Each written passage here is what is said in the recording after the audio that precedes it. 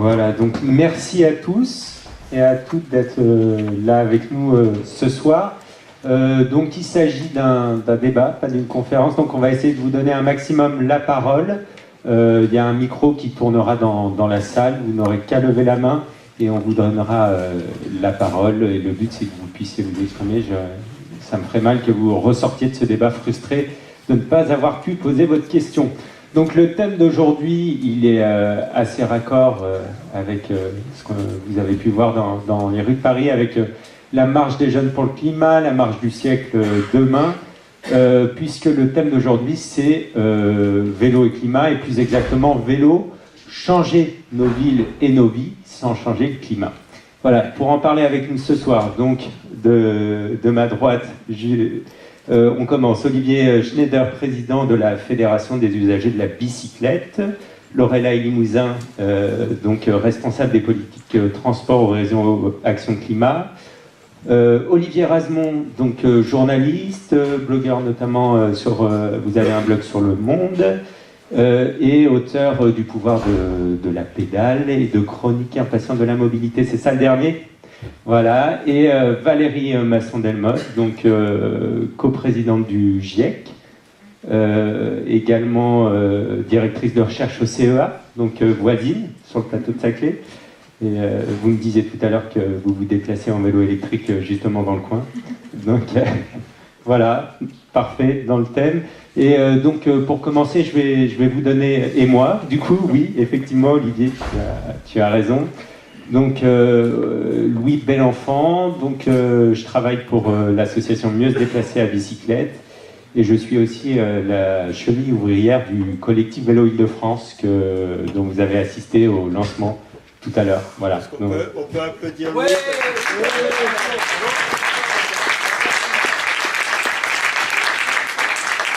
Merci. Et du coup, je vais commencer avec vous, Valérie Masson-Delmotte, sur notre thème vélo et climat. J'avais envie de vous demander à quel point il est urgent aujourd'hui de changer nos villes. Merci. Donc, je ne m'exprime pas au titre de mes travaux de recherche à moi, mais surtout par rapport à l'état des connaissances vis-à-vis du changement climatique. Alors, pour ceux que ça intéresse, 26 pages, le résumé pour décideurs du rapport spécial du GIEC sur 1,5 degré de réchauffement, donc préparé par une centaine d'auteurs de 40 pays différents, sur la base de 6000 publications scientifiques, préparé à l'invitation de la COP21 à Paris en 2015, et qui a été approuvé par tous les gouvernements en octobre dernier. Alors je résume en trois mots ce rapport. Vis-à-vis du changement climatique, chaque demi-degré compte. On est aujourd'hui à 1 degré de réchauffement planétaire. Un monde à 1,5 degré plus chaud que la fin du 19e siècle, un monde 2 degrés plus chaud. Ce sont des mondes très différents en termes de risques climatiques, en termes de risques pour certains écosystèmes, en termes de risques pour les plus fragiles des sociétés humaines, par rapport aux conséquences sur les événements extrêmes, la montée du niveau des mers, l'abondance de l'eau dans certaines régions. Ensuite, par rapport à ce changement climatique, il est dû à nos activités, il est dû à nos rejets de gaz à effet de serre. Chaque année, on met dans l'atmosphère 42 milliards de tonnes de dioxyde de carbone. Le dioxyde de carbone, ce qui est important, c'est qu'il a un effet cumulatif sur l'évolution future du climat. C'est-à-dire que l'évolution future du climat, ça va dépendre du cumul des émissions passées, présentes et futures de dioxyde de carbone. Donc si on veut stabiliser le réchauffement à n'importe quel niveau, il faut que nos émissions de dioxyde de carbone dans le monde, elles diminuent le plus vite possible et qu'elles soient ensuite net zéro. Si on veut contenir le réchauffement à 1,5 degré, il faudrait qu'elle diminue d'un facteur 2 d'ici à 2030 et soit net zéro d'ici à 2050 dans le monde entier. Si on veut stabiliser le réchauffement à 2 degrés, il faut que ces émissions elles diminuent d'un quart d'ici à 2030 et qu'elles soient net zéro à horizon 2070. Puis en plus, il faut agir sur les autres composés qui réchauffent le climat et qui dégradent la qualité de l'air, comme le méthane, le carbone suie dans certaines régions, et agir également de manière importante. Donc de ce point de vue-là, chaque année compte. Si on n'agit pas maintenant, inéluctablement, ça va conduire à un réchauffement plus important dans les décennies à venir, et ça va exposer les jeunes générations d'aujourd'hui à faire face aux conséquences, et si ensuite eux veulent agir plus vite, plus fort et de manière plus coûteuse, voire déployer des options risquées. Donc chaque demi-degré compte, chaque année compte, et le dernier volet, c'est que chaque choix compte. Donc il est possible, en fait, théoriquement, de contenir le réchauffement à un niveau bas, mais ça demande des transitions sans précédent dans tous les grands systèmes. système énergétique, gestion des terres, système agricole et alimentaire, grandes infrastructures, système industriel et système urbain. Et donc la question en fait des villes elle est importante, il y a beaucoup de leviers d'action au niveau des villes. Il y a des enjeux vis-à-vis du bâtiment, mais il y a aussi des enjeux vis-à-vis des mobilités. Et pourquoi est-ce qu'on dit dans notre rapport que chaque choix compte? Il n'y a pas que le climat, il n'y a pas que le changement climatique, il y a aussi beaucoup d'autres enjeux, des enjeux par exemple de bien-être, des enjeux de qualité de l'air, des enjeux de santé publique. Et donc parmi tous les choix qui sont devant nous, il y a des choix qui permettent d'avoir des bénéfices dans plusieurs dimensions. Et les mobilités actives, ça fait partie des choix qui sont présents, qui permettent en fait de substituer des transports motorisés, coûteux, polluants, émetteurs de gaz à effet de serre, par des transports doux qui sont bons pour la santé individuelle et qui contribuent en fait au bien-être collectif. Donc ça fait partie en fait des choix qui permettent de maximiser en fait les bénéfices dans plusieurs dimensions du développement et pas uniquement à l'angle changement climatique. Et du coup, j'avais envie de rebondir avec Lorelai Limousin, qui est spécialiste des questions de transport pour le réseau Action Climat. Justement, vous parliez des choix à faire. Est-ce que les transports, le levier de transport, n'est pas très important en fait à activer? Je crois qu'on parle de 30% des émissions de gaz à effet de serre qui viennent du transport. Oui, à l'échelle de la France. Donc, bonsoir à tous déjà. Merci beaucoup pour l'invitation. Ça me fait plaisir d'intervenir sur le vélo, ça faisait longtemps. Parce qu'il y a tellement de sujets dans la problématique des transports et il y a cette loi mobilité qui nous occupe depuis plus d'un an avec Olivier et avec beaucoup d'autres au sein des ONG pour lesquelles je travaille, au sein du réseau Action Climat. Et donc ça me fait plaisir d'être ici. Et donc oui, les transports en France, c'est le premier moteur des changements climatiques, c'est 30% des émissions de gaz à effet de serre. Et surtout, c'est un secteur dont on ne parvient pas à réduire les émissions. C'est-à-dire que si vous regardez la période 1990, aujourd'hui, il y a une baisse des émissions de l'industrie, il y a une baisse des émissions liées au bâtiment, mais il n'y a pas eu de baisse, il y a eu une hausse des émissions liées au transport, qui est de l'ordre de 10%. Enfin, je ne me souviens plus exactement où est-ce qu'on en est aujourd'hui en 2018, mais bon, bref, c'est vraiment inquiétant. Il y a eu donc ça, c'est sur la longue période. En 2005, à peu près, il y a eu un renversement de tendance. Les émissions ont commencé à stagner, voire diminuer. Et puis finalement, ces dernières années, c'est reparti à la hausse. Surtout avec la baisse du prix du pétrole, déjà, qui a donné lieu... en fait, à chaque fois que le prix du pétrole baisse, on observe une hausse de la consommation de carburant de la mobilité. Ce qu'on essaye de contrecarrer justement avec la fiscalité, les taxes sur le carburant, les taxes carbone. Malheureusement, ça n'a pas été très bien fait dans ce gouvernement. En tout cas, nous, on a regretté le fait qu'il n'y avait pas eu toutes les mesures d'accompagnement, l'investissement des recettes de la fiscalité écologique dans les solutions pour vraiment permettre un changement. Mais donc, quoi qu'il en soit, ce qu'on observe depuis le Grenelle, par exemple, c'est qu'il y a eu très peu de mesures, de politiques et de mesures publiques efficaces pour réduire les émissions de gaz à effet de serre des transports, qui passent par 3 leviers. C'est vraiment le premier, éviter les déplacements inutiles et maîtriser la mobilité, parce qu'on a bien vu qu'il y avait une croissance de la mobilité exponentielle. Quand vous regardez sur une période longue, le temps de travail a vraiment diminué, mais le temps de transport ayant cru, au final, on n'a pas plus de temps libre. Donc ça, c'est le premier problème. Le deuxième problème, c'est l'efficacité, qu'il faut à tout prix augmenter pour chaque mode de transport. Donc cette efficacité, elle peut être technologique. Voilà, quand on prend une petite voiture plutôt qu'une grosse voiture SUV, l'efficacité du véhicule pour déplacer une personne, elle n'est pas du tout la même. Et puis elle peut être non technologique. Quand on met 2 personnes dans la voiture ou 4, on multiplie d'autant la performance énergétique. Et enfin, il y a comme Valérie le disait, la substitution par des modes de transport qui sont moins émetteurs de gaz à effet de serre et moins consommateurs d'énergie. Et donc c'est notamment le vélo pour les déplacements du quotidien, on va dire. Même si c'est aussi, j'imagine que dans la salle, il y a beaucoup de fervents défenseurs du cyclotourisme. On n'a pas demandé d'ailleurs qui était cycliste, le vélo dans la salle. Bon, ok. Laissez les mains. On n'a pas vraiment besoin de vous convaincre. Et qui est venu à vélo? Oh là là, magnifique, magnifique. Et qui est venu en voiture? Voilà. Il lève moins haut la main.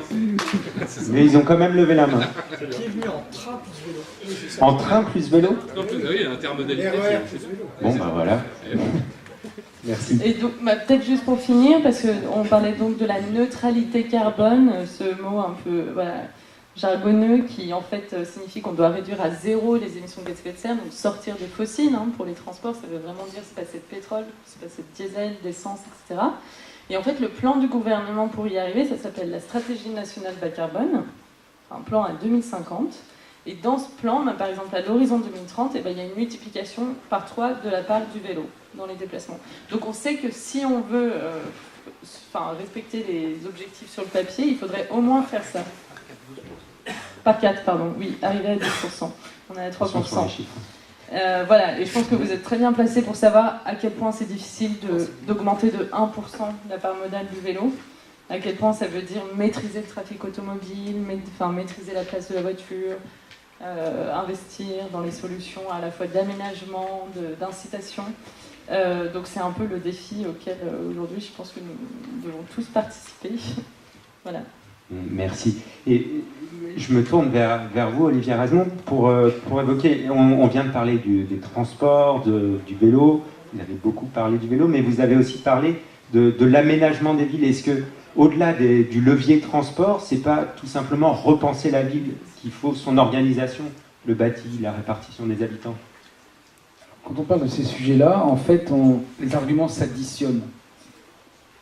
Bien sûr, il y a la question climatique, bien sûr, la question des pollutions, et bien sûr, il y a la question des villes, et tout ça s'additionne, et quand on parle de vélo en particulier, en fait, on a tellement d'arguments à la fin qu'on se demande, quand on a compris, on se dit, mais pourquoi les gens n'ont pas compris? Bon.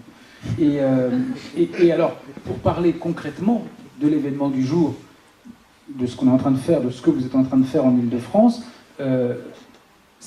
il y a un énorme potentiel pour le vélo en Ile-de-France. Valérie Pécresse l'a dit avant-hier, mais tout le monde l'avait dit avant elle, donc c'est très bien, tant mieux, tout le monde est d'accord.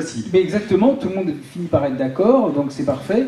En particulier parce que c'est une région très dense, très peuplée, très polluée, très émettrice également de gaz à effet de serre, et que ça aide pour faire plein de choses, le vélo, Alexis l'a dit tout à l'heure, quand on a un rayon d'action, par définition, un peu plus faible parce qu'on est à vélo et qu'on sait ce que c'est qu'un coup de pédale, tout simplement, et ben on va un peu plus loin, donc on va avantager la proximité.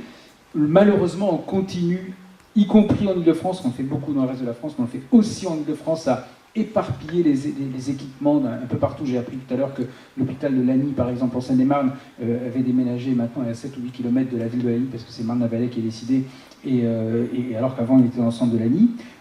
Et on a également en Ile-de-France d'autres arguments qui s'ajoutent, qui sont liés bien sûr à l'espace, parce qu'on ne peut pas mettre toutes les voitures au même endroit au même moment, c'est tout simple, ça, on le voit très bien dans le centre, dans le cœur urbain de la région, évidemment à Paris et puis dans les communes limitrophes, mais c'est vrai également dans le début, voilà, c'est vrai, le maire de Massy, on est à la fois dans la petite couronne et la grande couronne, mais ça reste vrai. Et par ailleurs, il y a un allié énorme qui devrait vraiment favoriser le vélo, c'est les opérateurs de transport public, pour des raisons que vous savez, c'est qu'aujourd'hui les transports publics franciliens sont saturés aux heures de pointe, et donc ils auraient intérêt, mais ils ne comprennent pas tous, notamment Île-de-France Mobilité, je ne suis pas sûr qu'ils comprennent tous, dommage que Stéphane Baudet ne soit pas resté pour nous poser la question, mais ils ne comprennent pas tous en tout cas, et la SNCF et la RATP non plus, qu'ils ont intérêt à ce qu'il y ait beaucoup plus de gens qui prennent plutôt le vélo parce que ça désature les transports publics. Alors, tout ça vraiment, en fait, il y a bien sûr les contraintes liées à l'environnement, mais il y a la contrainte physique qui fait qu'on a besoin du vélo dans une région comme celle-là. Ça tombe bien, comme c'est une région justement dense, et en particulier, alors c'est à la fois une région dense, donc ça veut dire que finalement il y a une forme de proximité des équipements, des services, des commerces, et en même temps, c'est l'avantage par contre en banlieue. À Paris, il y a une difficulté pour mettre en place des aménagements pour des raisons d'espace, là aussi, de contraintes d'espace. C'est très important la question d'espace quand on parle de transport. Mais par contre, dès qu'on s'éloigne, au fur et à mesure qu'on s'éloigne, là il y a davantage d'espace. Et alors c'est étonnant parce que même s'il y a davantage d'espace, ici à Massy, il y a beaucoup d'espace. On pourrait faire bien plus d'aménagements cyclables sans même ou de manière marginale toucher à la place de la voiture, ce qui est certes dommage, mais en même temps, on aurait le tort de retarder ça. Et quand je vois des endroits où on n'utilise pas, la gare de Noisy-le-Grand par exemple, en Seine-Saint-Denis, vous avez une gare, et autour il y a plein d'espaces, il y a plein de chaussées, de voiries, etc. Et quand on est à pied ou à vélo, en fait, on doit faire tout un détour. C'est très compliqué parce qu'on a laissé tout cet espace à la voiture. Donc il y a en fait énormément de potentiel. Il y a la place. En plus de ça, les gens potentiellement peuvent avoir, parce qu'ils ont un peu plus d'espace que dans la zone dense de l'Île-de-France, qu'à Paris et proche banlieue, ils ont plus de place chez eux en moyenne. Donc ça permet de stocker des vélos. Donc ça veut dire qu'on a moins besoin d'avoir de systèmes Vélib, etc. Donc il y a un énorme, là encore, je le redis, il y a un énorme potentiel, mais je pense que là, on est comme. Enfin, j'espère que je l'avais dit avant elle quand même, mais pas que moi, il y a plein de gens qui l'avaient dit avant. Mais tout ça, et ça c'est quand même, moi ça me semble un sujet important aujourd'hui qui est peu traité, qui est que, ok, on a cette possibilité-là, on peut faire beaucoup de choses avec le vélo en Île-de-France, mais on continue, et ça c'est un énorme problème, on continue chaque année à faire venir en Île-de-France plein de gens. On continue à considérer qu'il faut empiler les équipements, les sièges sociaux, les fédérations de professionnels, toute une série les universités, et on continue. On a des villes en France, des villes moyennes en particulier, qui voudraient avoir plus d'activités et plus d'habitants. On continue à faire venir tout le monde en Île-de-France. La région, là, par contre, c'est Pécresse, mais c'est Geoffroy Didier qui est un de ses vice-présidents, dit qu'il faut concurrencer Londres, et on crée chaque année 70 000 logements pour concurrencer Londres. C'est absurde, tout le monde dit que c'est absurde, ça n'a aucun sens, on ne veut pas concurrencer Londres, on veut juste avoir des transports qui fonctionnent, et pour ça il faut, alors que la moitié en plus de ça des habitants de l'Île-de-France veulent quitter la région, le disent en tout cas, comme ça, le disent parce qu'ils en ont marre justement des transports, etc. On peut améliorer la qualité de vie en Île-de-France, mais à condition de prendre conscience qu'on n'est pas précisément une île, il y a tout le reste autour, et que peut-être qu'on pourrait aussi développer Narbonne et Perpignan et Dunkerque avant de vouloir tout mettre à Paris et en Île-de-France. Voilà. Merci. Et Olivier, je me tourne vers toi pour finir. On vient d'entendre cette nécessité de donner plus de place au vélo sur un espace parfois contraint. Toi, tu viens de passer pas mal de temps à essayer de convaincre les élus, et notamment au niveau national, la ministre des Transports. Comment tu t'y prends pour convaincre que le vélo a sa place et qu'il faut lui donner sa place? Merci à tous. Je suis très content d'être ici aujourd'hui et que l'événement s'appelle Parlons vélo. Je pense que c'est essentiel de parler vélo. Je pense qu'on a une responsabilité énorme, notamment vis-à-vis de nos enfants. Ils ont été 1 million aujourd'hui à défiler pour le climat, dont les 2 miens. Sinon, ils étaient déshérités de toute façon. Et sans Valérie également. Je ne sais pas. Les vôtres également? Alors, les enfants, les miens et ceux de mon époux qui est là, étaient aussi dans la rue. Voilà. Voilà. Donc on a le droit de continuer le débat, sinon on était viré tout de suite.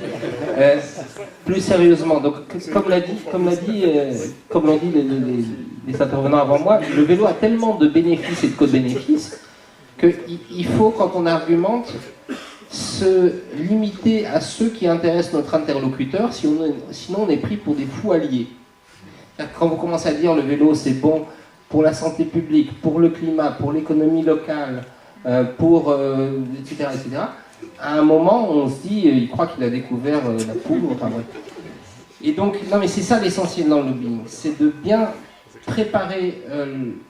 se préparer vis-à-vis de la personne à qui on va parler, savoir qu'est-ce qui l'intéresse, et finalement, parmi les 150 000 avantages du vélo, choisir les 2 ou 3, ou selon le profil de la personne un peu plus, et selon sa capacité cognitive à retenir plusieurs sujets en même temps. Non, c'est important. Non, mais vous avez des profils cognitifs, et vous avez des gens qui sont plus sur les arguments scientifiques. Qui traitent 20 sujets à la minute. Oui, je ne sais jamais lequel traiter en premier. Mais plus sérieusement, tu me poses la question du lobbying. C'est vrai que c'est pas du tout construire un argumentaire et quelle que soit la personne en face, le débiter. Ça ne marche pas. On sait qu'il y a en gros 4 profils psychologiques. Voilà, le bleu, le vert, le rouge, le jaune. Et du coup, il faut un peu se préparer avant un lobbying, observer. Vous n'êtes pas obligé de faire les 4 couleurs, etc. Mais c'est pertinent aussi quand vous la connaissez.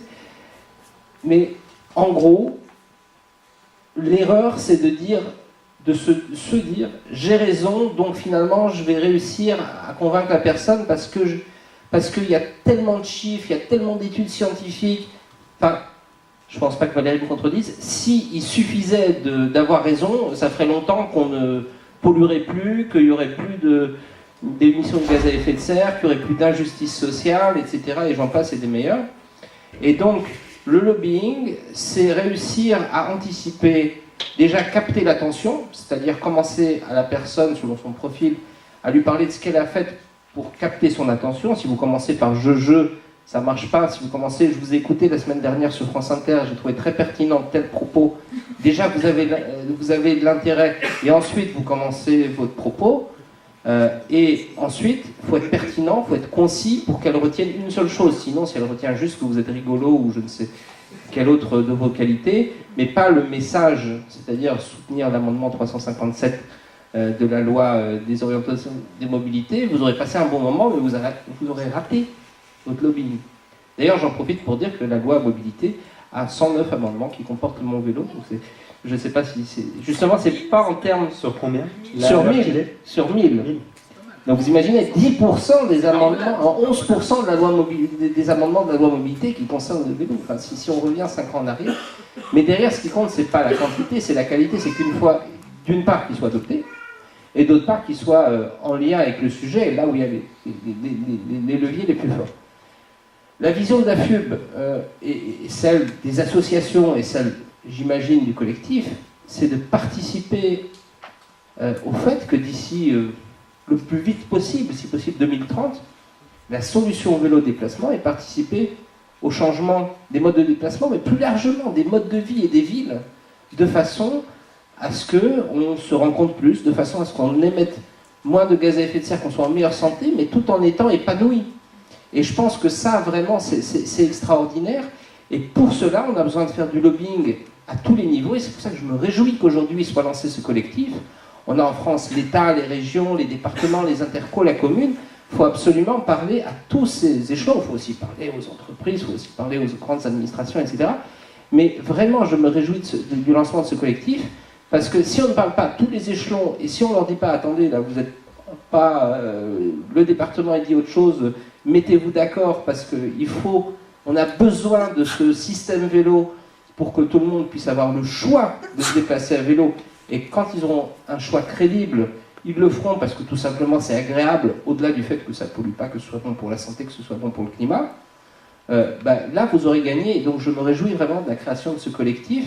Et je pense que tous, collectivement, on peut y arriver. Et d'ailleurs, je vous incite d'aller sur le site de Réseau Action Climat pour interpeller vos parlementaires pour que la loi mobilité nous donne les bons outils pour tout. Merci. Du coup, je vous propose de passer maintenant aux questions. On va faire circuler, du coup, je pense, mon micro, parce que le troisième est HS. Voilà, une première question au premier rang. Vous avez le micro. Merci, c'est pour répondre à Olivier. Là. Tu disais qu'il fallait trouver un argument qui touche la personne. Mais en fait, il y a un argument qui touche tout le monde. Et c'est le cerveau. C'est-à-dire que mais ça, c'est un peu nouveau. Hein, ça sort de... Je reviens j'étais au Congrès mondial de la neurologie environnementale au Conseil de l'Europe au mois de novembre. C'est le seul congrès de neurologie environnementale au monde. Il n'y en a qu'un. Et des nouvelles qui arrivent de ce qui se trouve dans l'atmosphère pour le cerveau ne sont pas bonnes du tout. L'exemple que je donne toujours, c'est celui-là, c'est que le risque d'autisme est proportionnel à la distance dont une femme enceinte se trouve par rapport à une route à grande circulation. Donc là, on ne joue plus. C'est-à-dire que là, c'est vraiment gravissime. Inversement proportionnel, si je veux bien. Oui, inversement, oui, tout à fait. Et plus la femme... C'est jamais. Non, ça sort. Les pétroliers auraient communiqué dessus. Donc là on a vraiment un levier. Et surtout, ça atteint l'enfant pendant le développement intra-utérin. Les cartes sont jouées, les dés sont lancés dès la vie intra-utérine, à cause de la pollution atmosphérique, de ce qui se trouve. Puis alors, il y a les nanos, vous savez bien, les nanoparticules. Vous savez que plus une particule est fine, plus son pouvoir biologique augmente. C'est-à-dire qu'il y a tout d'un coup un basculement. Et les particules qui se trouvent dans l'atmosphère rentrent dans le cerveau par deux voies, par la lame criblée de l'ethmoïde et le nerf olfactif. Il y a une endocytose. Et où est-ce que le nerf olfactif arrive? Il arrive à l'hippocampe, c'est-à-dire la structure qui est malade au moment de l'Alzheimer. Et alors ça, et puis ça passe, ça franchit la barrière alvéolo-capillaire dans le poumon. Est-ce que vous avez une question? Mais bien sûr, mais voilà. Mais c'est parce qu'on est impatient de l'avoir. Je sais. Ah oui. Ah ben j'ai l'habitude. Vous avez l'habitude de prendre du temps avant de poser la question. Bien sûr.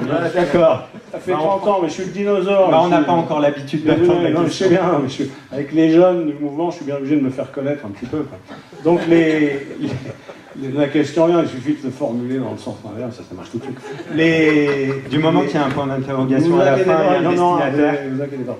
Et donc le deuxième élément, qui est fondamental et qui sort actuellement de façon très récente, c'est que l'activité physique active les systèmes de nettoyage des mitochondries malades dans le cerveau. C'est-à-dire que c'est le prix Nobel de médecine de 2016. Moi, j'ai pas eu le temps dans le milieu, là, je connais pas les jeunes maintenant. Bon, c'est sur mon blog, mais tout va trop vite. Donc, tant que vous n'avez pas d'activité physique, il faut au moins 1h15 par jour, les autopoubelles du cerveau, qui sont les autophagosomes, ne sont pas enclenchées. Donc, vous êtes pris en ciseaux entre un non-nettoyage du cerveau, par la sédentarité, et une pollution du cerveau par ce qui se trouve dans l'atmosphère. Donc là, vous avez l'argument. Parce que là, tout le monde, quand Olivier dit qu'il faut trouver le bon argument, celui-là, il est universel. Par contre, il est un peu compliqué à exposer. J'ai pas chronométré. Donc la question que je pose à Olivier et à vous tous dans la salle, c'est qui va m'aider à mettre ça en forme de façon vulgarisée, compréhensible par tout le monde? Vous l'avez, votre question, là? Merci beaucoup. Donc je te l'ai dit, Jean-Luc, mais je vais le dire devant toute la salle. Je te l'ai dit, et j'ai commencé par ça quand on s'est croisés. L'argument santé, c'est celui qui marche en effet auprès de toutes les sénatrices, tous les sénateurs, et tous les députés, toutes les députées. Voilà. Donc, mais par contre, si tu me fais une note de synthèse en 5 lignes là-dessus, je veux bien le rajouter dans l'argumentaire.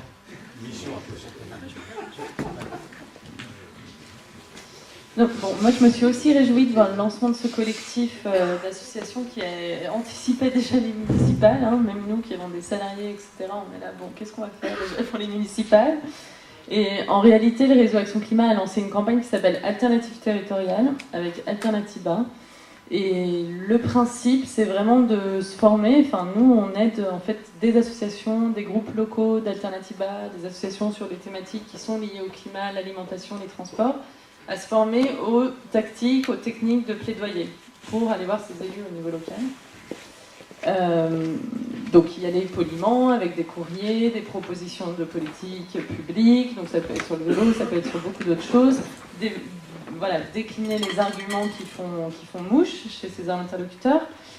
Mais on sait bien que en fait, souvent, ce type d'action ne suffit pas. Donc on propose aussi de réfléchir en termes de stratégie de campagne gagnante, avec de la communication, parfois des actions de rue.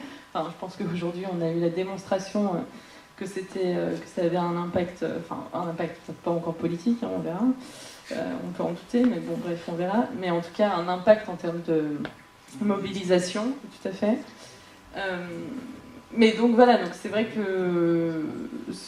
Enfin, moi, je ne doute pas qu'il y ait des personnes, vraiment des jeunes, des femmes, des gens dans les quartiers, etc., qui soient motivés pour vous aider à justement traduire ce que vous disiez dans un langage hyper concret qui parle au grand public et aux jeunes qui se mobilisent aujourd'hui. Et il y a de plus en plus d'influenceurs, de youtubeurs, que ce soit chez On est prêt, Partager c'est sympa, etc., avec qui on travaille pour justement traduire ces messages de bon sens en messages qui peuvent être entendus par le plus grand nombre. Et je pense que c'est vraiment là-dessus aujourd'hui que vous devez vous tourner aussi pour la mobilisation entre aujourd'hui et dans un an les municipales, activer ces différents leviers de mobilisation et de communication en ligne et dans la rue pour y arriver.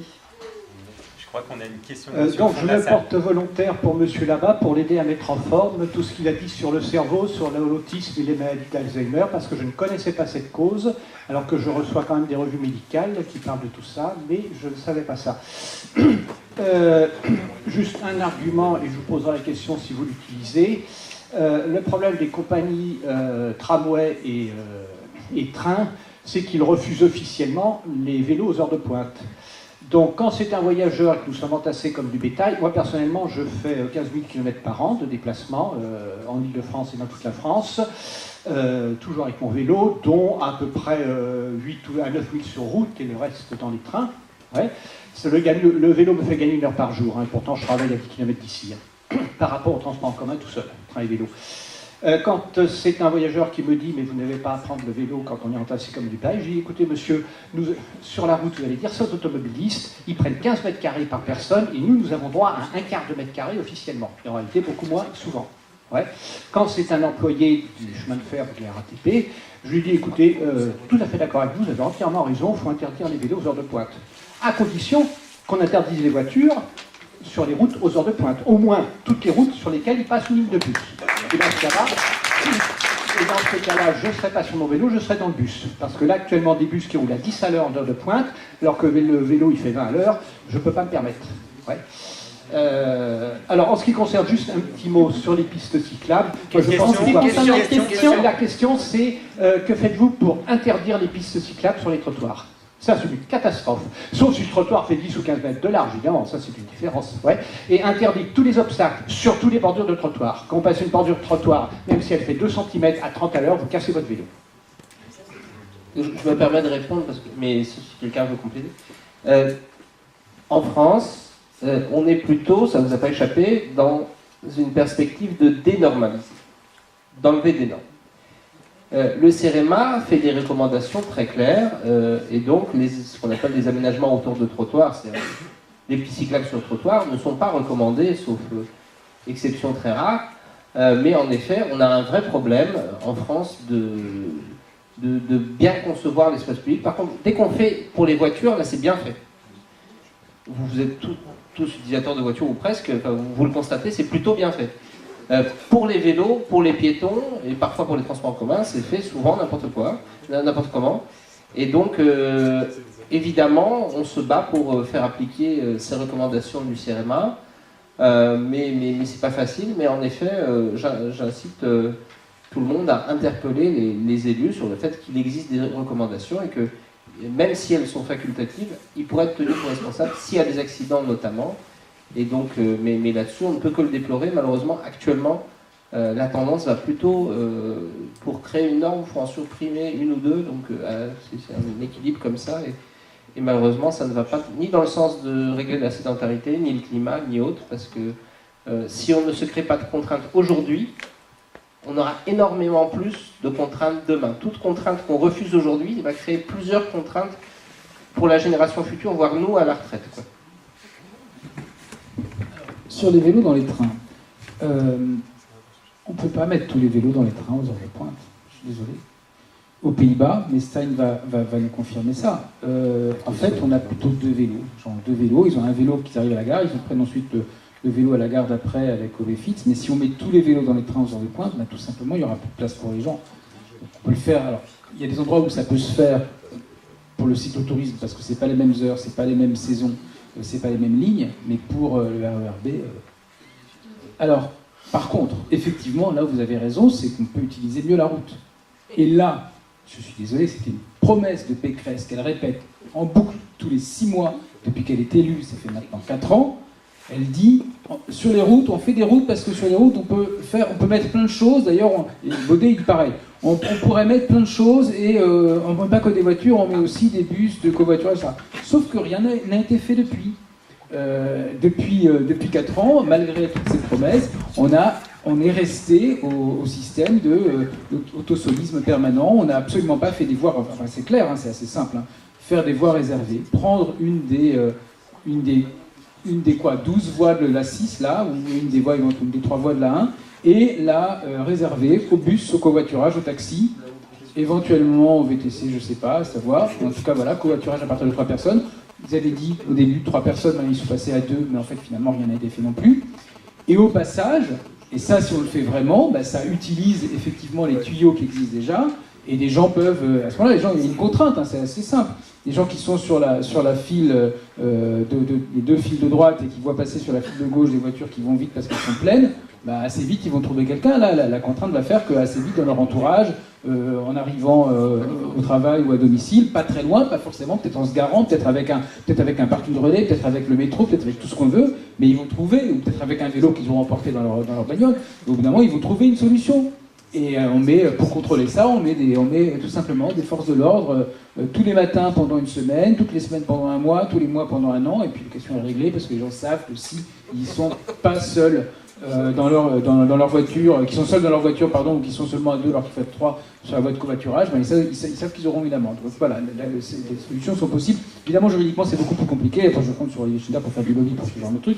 Mais enfin voilà, comme observateur, je dis ça. Et deuxièmement, on règle, je sais pas, mais en tout cas, on n'a plus besoin du fameux Charles de Gaulle Express, qui va dégrader le RERB pendant des années. Alain Krakowicz, le directeur du Transilien, le dit comme ça, pendant les années 18-24, on va dégrader le RERB, et en partie à cause des travaux du Charles de Gaulle Express. Et une fois qu'il sera là, peut-être que ça aura amélioré un petit peu, parce que ça aura permis des choses sur le RERB qu'on n'avait pas avant. Et donc, comme vous savez, quand c'est au nord, quand ça dégrade au nord, ça dégrade aussi au sud.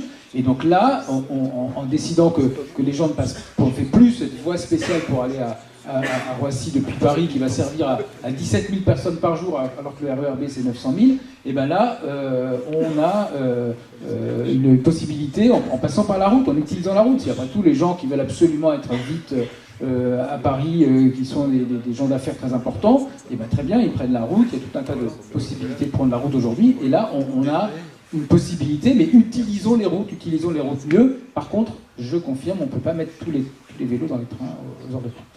Olivier. Madame, oui. Au troisième rang. Alors, j'en profite une seconde sur le CEREMA et les trottoirs, parce que ce matin, je suis inquiète, il parlait de la couleur des pistes sur trottoir. Je crois que le CEREMA sont un tout petit peu plus ferme, à mon avis, contre les pistes sur trottoir. Sinon, je voulais revenir sur l'histoire de comment parler aux gens. Bon, en ce moment, on constate bien que alors le vélo, il commence à être très marqué socialement. Enfin, c'est comme les légumes et la bio, c'est les gens d'un certain niveau qui apprécient le vélo. Sur d'autres sujets comme le carbone, eh bien, il y a des organisations qui portent d'ailleurs au sein du RAC l'idée d'une taxe carbone jaune et verte. Oui. Bon, comment, pour le vélo, on peut commencer à expliquer aux gens qui ne sont pas les privilégiés aujourd'hui que c'est bien le vélo, sachant qu'ils ont l'air d'avoir plutôt une phobie qu'autre chose. Olivier ? En fait, c'est un peu à nuancer quand même, il me semble. Oui, bien sûr, il y a l'image du vélo bobo et de la personne qui a en fait compris que c'était plus simple, c'était tout ça. Voilà. Mais il y a aussi et encore un vélo prolo. Un peu partout en France, peut-être pas dans le 11e arrondissement de Paris, mais y compris en Ile-de-France, il y a aussi ça. Et c'est assez intéressant comme moyen de transport, parce que, pour plein de raisons, mais y compris quand il y avait encore le camp de réfugiés à côté de Calais, une partie des gens avaient compris qu'avec un vélo, ils allaient plus vite et ils pouvaient l'utiliser. Là, ils sont vraiment tout en bas de chez social, ils n'ont pas de sous, etc. À Zermatt, station de ski suisse très chic, où les voitures à essence sont interdites, et il y a plein de gens qui se déplacent à vélo, y compris quand il fait moins 15. Donc on a en fait cet usage-là, il vient quand il y a une contrainte. Donc il y a quand même, alors bien sûr c'est vrai, il y a le vélo bobo qui continue d'être présent et c'est aussi le plus visible en fait finalement. Mais il y a aussi cet autre usage du vélo qui continue, qui persiste, et qu'évidemment il ne faut pas dénigrer, qu'il faut intégrer, qu'il faut valoriser à chaque fois, mais c'est ça qui est difficile finalement, c'est de dire à chaque fois, mais tu vas peut-être compléter, mais simplement c'est dire vous avez raison de prendre le vélo pour plein de raisons, et vous n'êtes pas un paumé, un pauvre type parce que vous montez sur un vélo. Après, peut-être pour compléter, parce que moi je me suis déjà posé la question aussi, c'est vrai que ça paraît tellement évident, c'est économiquement intéressant. Les personnes qui sont situées dans les quartiers vraiment proches des axes routiers, en général, ils ont peu de moyens. C'est les plus exposés aux impacts de la pollution de l'air sur leur santé, enfin, sur leur cerveau, sur leur cœur, sur leur appareil respiratoire, etc. Mais en fait, dans ces quartiers, c'est déjà très compliqué de se déplacer à pied. Enfin, si on voit à Saint-Denis, Bobigny, etc., il y a plein de quartiers où il y a des autoroutes qui traversent Enfin voilà, en fait il n'y a pas. Enfin, je pense que déjà le déclic pensé à défendre des trottoirs ou des pistes cyclables, il est loin étant donné le paysage auquel ils font face. Donc certainement besoin d'avoir un soutien de la part d'associations locales, hein, je pense, pour amener ces sujets-là et les écouter. Mais en tout cas, j'avais regardé notamment parce qu'on bosse beaucoup sur les zones à faible émission et l'interdiction du diesel et de l'essence progressivement, parce qu'on sait que voilà, c'est incontournable, qu'il va falloir se passer des énergies fossiles et donc passer par des mesures coercitives, parce que malheureusement on voit bien que ça ne suffit pas, la volonté. Et quand je lisais les études d'impact sur la mise en place des APA, donc l'ancien nom des zones à faible émission, on voyait que, notamment dans la Seine-Saint-Denis, ce que voulaient vraiment les gens, c'était des transports en commun, justement pouvoir se déplacer à pied, ce qui a donné lieu à un plan piéton ou marche, à pleine commune d'ailleurs. Il y a quand même eu des suites. Mais voilà, en fait, les gens n'étaient pas du tout réfractaires par principe à la mesure. Mais par contre, ils avaient besoin d'alternatives. Et c'est vrai qu'en particulier dans ces quartiers-là, il y en a peu. Et il y a peu d'attention de la part des politiques qui leur est donnée. Et donc j'espère que ça changera. Je pense qu'on n'a pas du tout encore la liste publique, etc. Mais il y a cet appel à projet qui a été lancé. Je crois que la ministre avait mis justement qu'il y avait une volonté d'aller vers ce type de quartier pour de l'appel à projet du fonds vélo. Mais voilà, il faudrait regarder de plus près si ces territoires se sont effectivement saisis. J'espère que oui. Valérie, vous vouliez réagir? Moi, je voulais réagir aussi parce que dans l'évaluation qu'on a faite par rapport aux transformations finalement nécessaires pour stabiliser le réchauffement du climat, on a mobilisé aussi beaucoup de connaissances en sciences sociales. Beaucoup de gens qui travaillent soit en psychologie environnementale, soit en sociologie pour comprendre comment on enclenche en fait un changement de comportement. Il y a un certain nombre de points qui sont importants.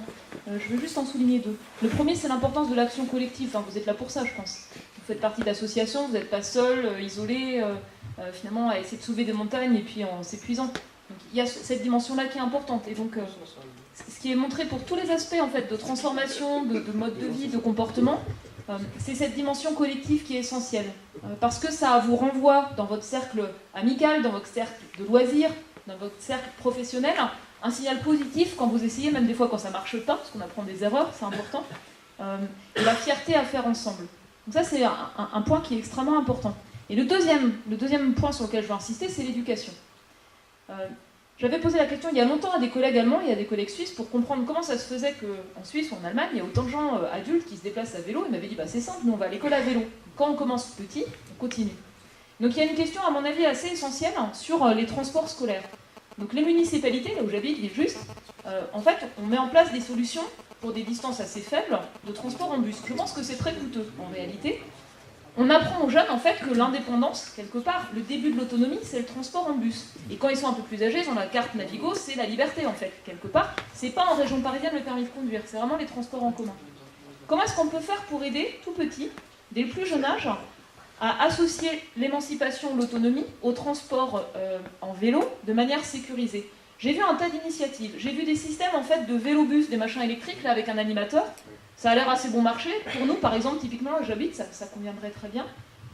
Est-ce qu'on ne pourrait pas imaginer d'avoir quelque chose de beaucoup plus volontariste en termes d'accompagnement des transports, des trajets quotidiens, école, domicile, pour rendre la pratique du vélo, pour la faire rentrer dans ce qui est la norme finalement, chez les plus petits, parce qu'après c'est contagieux.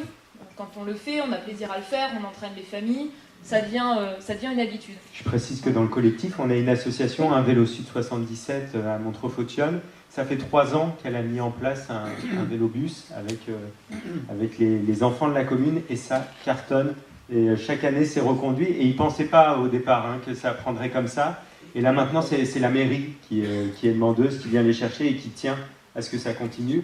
Et ils ne sont pas tous sur le même engin, ils ont chacun leur vélo. Donc en plus, ça développe la mobilité personnelle. Après, il y a pas mal d'enjeux, bien sûr, pratiques, mais il y a aussi un enjeu de qualité de l'attention des enfants à l'école. Et c'est un peu comme le cerveau, vous le disiez tout à l'heure. Quand on a un exercice physique, quand on sort un peu entre le petit déjeuner et puis l'école, quand on s'aère, ça améliore en fait la capacité de concentration. Donc je pense que les bénéfices, ils sont vraiment importants et ça mériterait d'être renforcé. Et j'insiste sur la partie éducation parce que sous l'angle changement climatique, c'est aussi quelque chose de vital. Vital, pourquoi? Un sondage aujourd'hui, OpinionWays, qui montre qu'il y a un tiers des jeunes Français de plus de 18 ans qui ne pensent pas que le climat change, ou qui pensent que ce n'est pas dû à l'influence humaine. Donc 30 ans de travaux scientifiques, confirmés les uns après les autres, il y a un tiers des jeunes qui ne l'ont pas appris. Pourquoi ils ne l'ont pas appris? Parce qu'ils ne l'ont pas appris à l'école. Et pas que les jeunes... Je crois que devant le Sénat, ça vous a déprimé de voir que... Ah non, ça m'a pas déprimé, ça a renforcé mon envie d'agir. Okay. Bravo.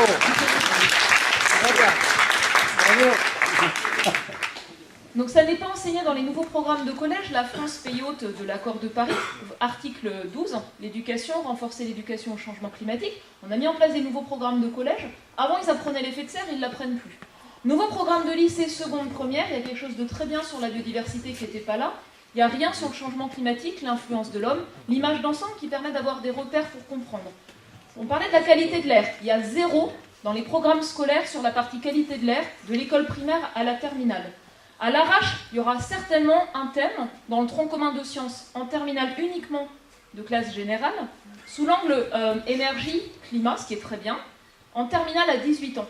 Il n'y a rien pour les lycées, les formations professionnelles. C'est-à-dire, comme ils ne l'ont pas au collège, ils ont après faire un bilan carbone pour les transports, c'est très bien, dans les CAP transports, mais ils n'ont pas l'image d'ensemble qui permet de comprendre pourquoi c'est important. Donc j'insiste sur l'aspect éducation, l'éducation théorique.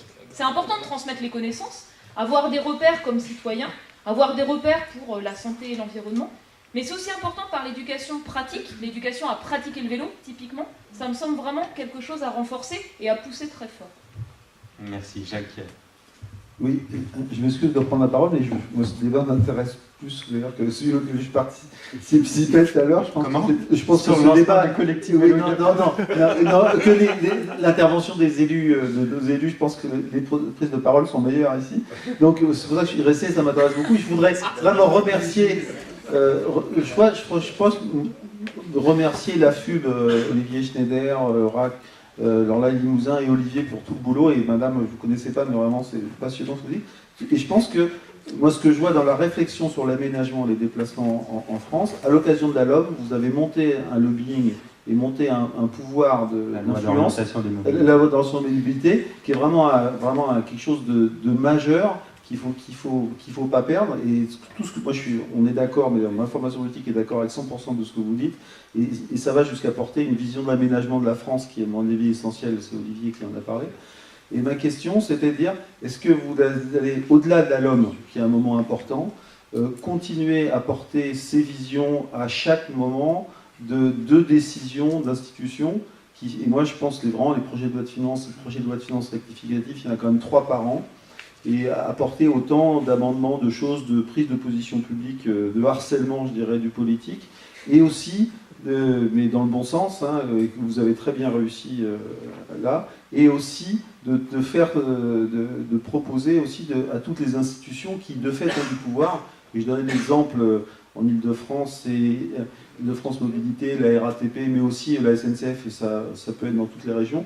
Je pense qu'il y a vraiment tout le corpus intellectuel de propositions que vous avez porté. Je pense qu'il y a plein de lieux où vous pouvez éventuellement porter ensemble et aller encore au-delà de ce que vous avez réussi à faire et qui est vraiment du super boulot. Bravo. Lorella et Olivier, quand il s'agit d'harceler le politique,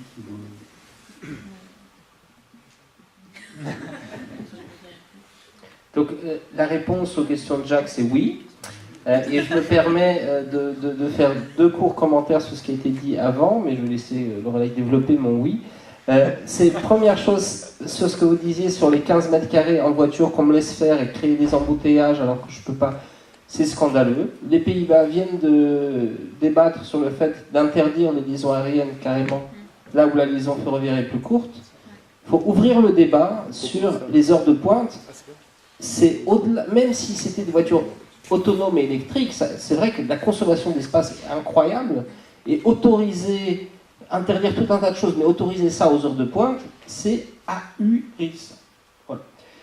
Et deuxième chose sur l'éducation, la FUB l'a dit dès le 14 septembre 2018, la mesure principale du plan national vélo, n'en déplaise à Valérie Pécresse, ce n'est pas les 350 millions d'euros par an sur 7 ans, donc 50 millions d'euros par an, qui sont insuffisants, c'est la systématisation de l'apprentissage de la mobilité vélo dès l'école primaire pour qu'à l'entrée du collège, les enfants soient en situation de savoir se déplacer de manière autonome dans l'espace public entre leur domicile et le collège ou entre leur domicile et le point d'arrêt du car.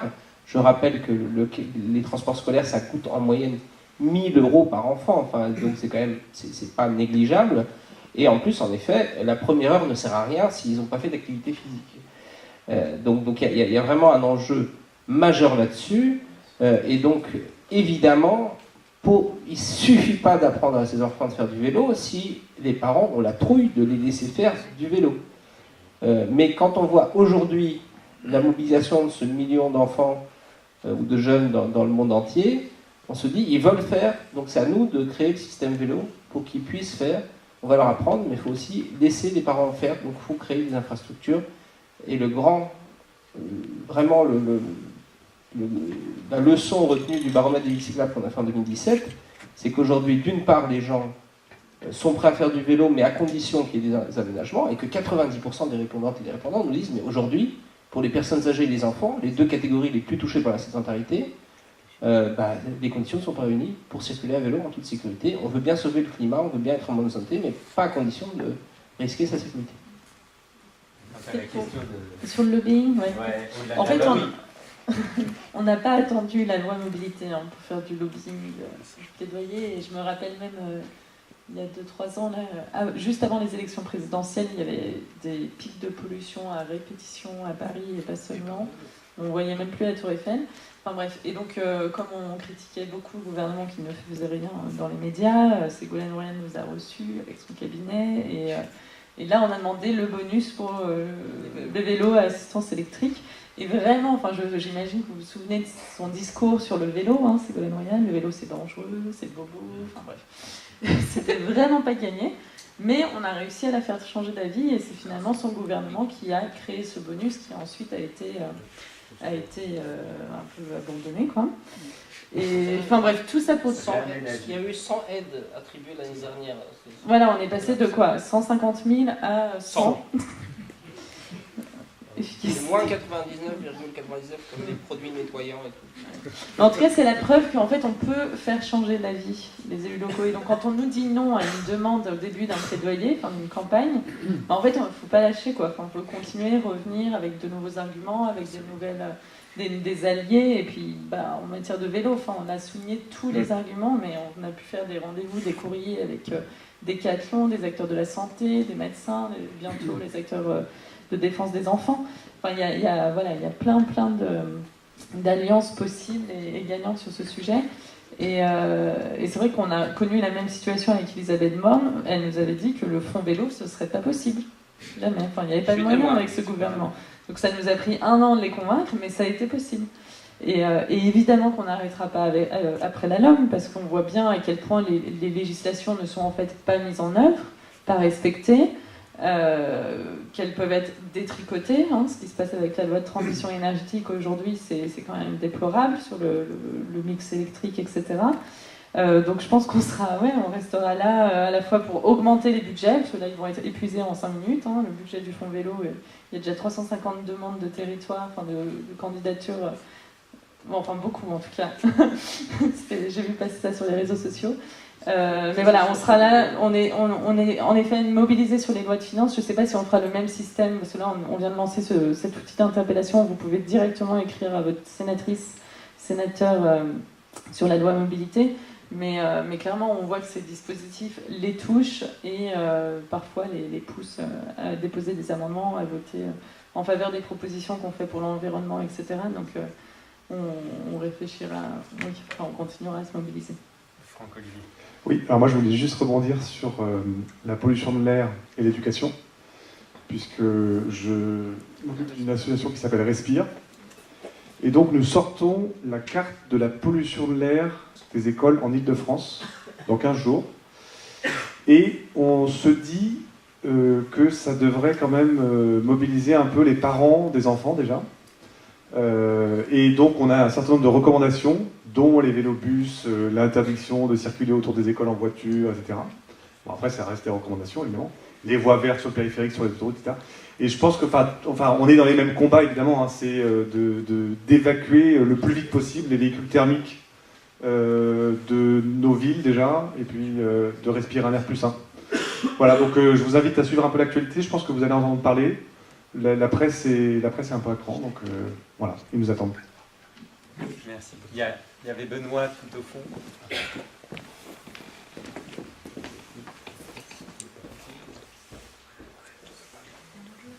Oui, j'ai une question sur les changements de comportement, mais je voulais l'introduire par un petit témoignage. Vous entendez bien? Oui. Une question sur les changements de comportement. Oui, que j'ai introduit par un petit témoignage motivant sur le lobbying avec les élus locaux au niveau communal. Hein. On s'est fatigué pendant 15 ans à essayer de convaincre notre commune de faire quelque chose pour le vélo, sans succès. Et depuis qu'on a lancé une vélo-école et des animations scolaires, les élus voient que... Parce qu'en fait, les élus, ils sont très sensibles aux électeurs, au nombre de votes. Hein. Donc on a bien compris que c'était important, et quand ils nous voyaient, on était moins de 10 cyclistes. Bon, ils nous disaient gentiment, oui, le vélo c'est bien, mais pour 10 cyclistes, on va quand même pas faire beaucoup d'efforts. Et le fait de voir des enfants qui prennent plaisir, les parents sont au courant, il y a des remontées positives, les femmes des quartiers qui font de la vélo-école, ça cause un petit peu dans la ville. Là, d'un seul coup, le maire plus attentif. Et puis, on l'a aidé à trouver des subventions régionales. Donc, du coup, ça y est, on a un plan qui est motivant. Simplement, pour l'instant, on reste sur des choses faciles, c'est-à-dire qu'il n'y a aucune contrainte pour les voitures. C'est que des choses, ville à 30, double sens cyclable, des choses qui ne coûtent pas trop cher, qui n'embêtent pas les automobilistes. Mais notre commune, donc c'est là que je viens à la question sur les comportements, il y a plein de places de stationnement gratuites partout. C'est une ville où c'est très facile d'aller de n'importe où à n'importe où en voiture. Les gens prennent leur voiture pour faire 800 mètres. C'est l'habitude, c'est comme ça. Et ça a développé une véritable addiction à la voiture. C'est-à-dire que je me rends compte que si on veut aller plus loin, pour que les gens changent de comportement, ça va être dur, parce qu'ils ont l'habitude du confort de l'automobile.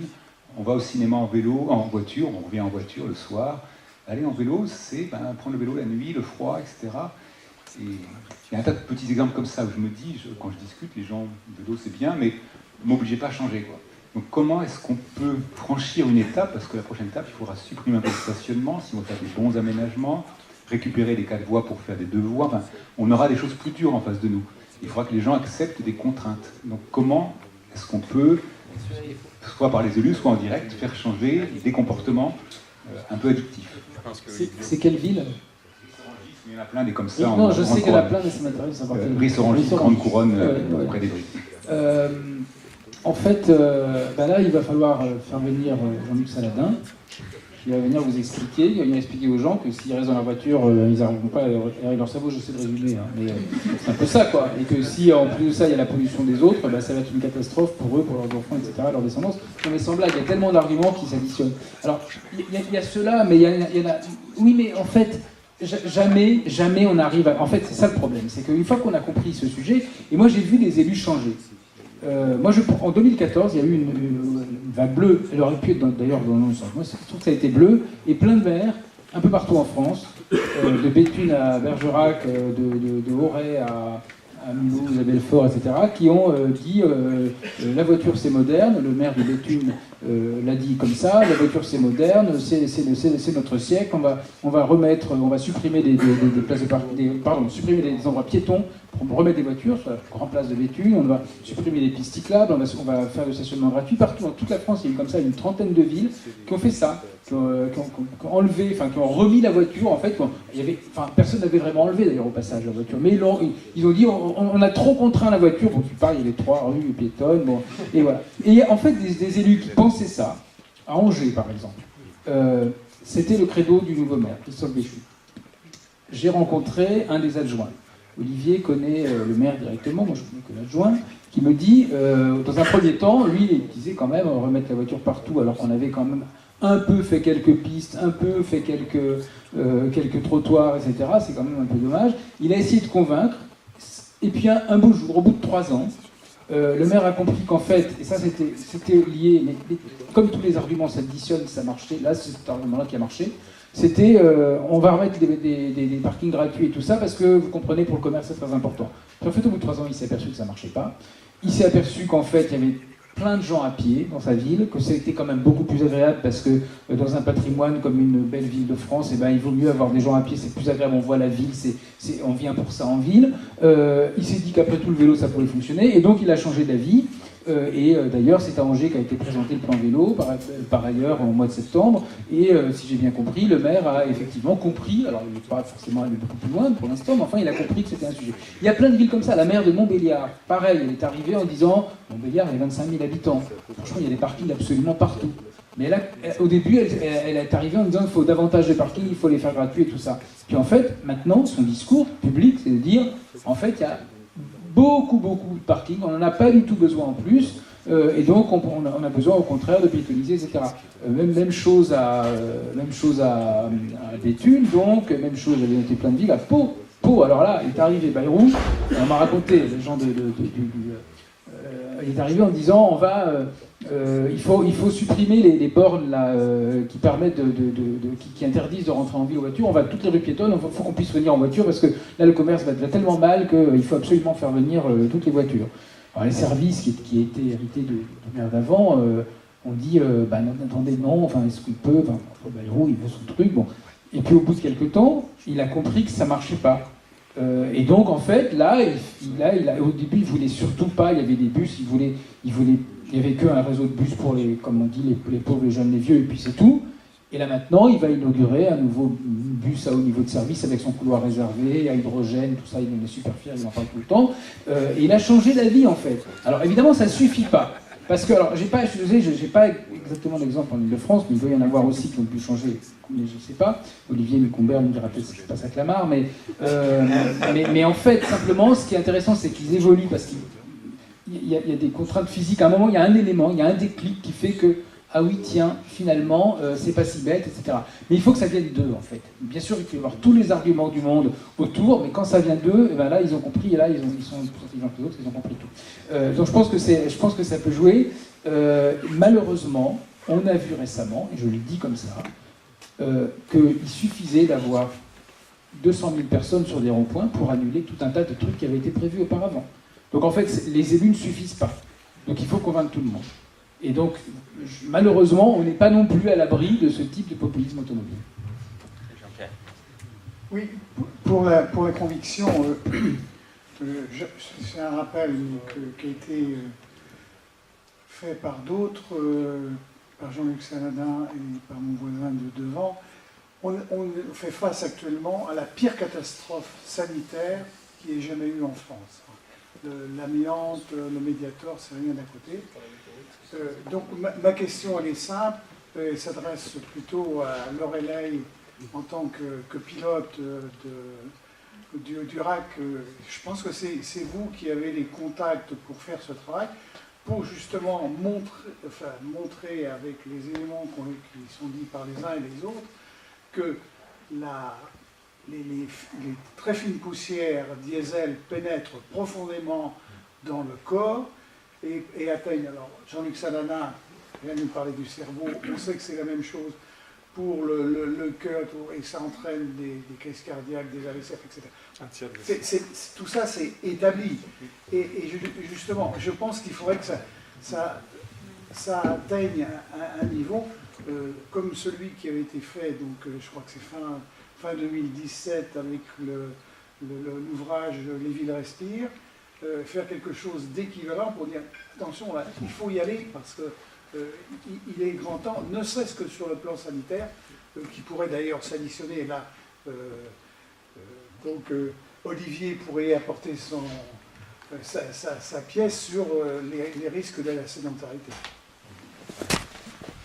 Oui, rapidement, c'est de cette publication, j'en ai amené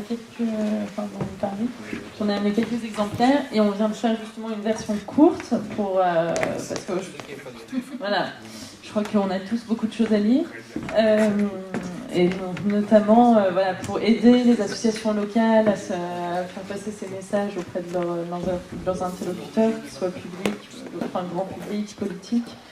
Franck Olivier a parlé de ce travail sur les écoles, je pense que ça va avoir un impact, c'est en effet ça, c'est l'objectif d'alerter quand même sur les impacts sanitaires de la pollution de l'air.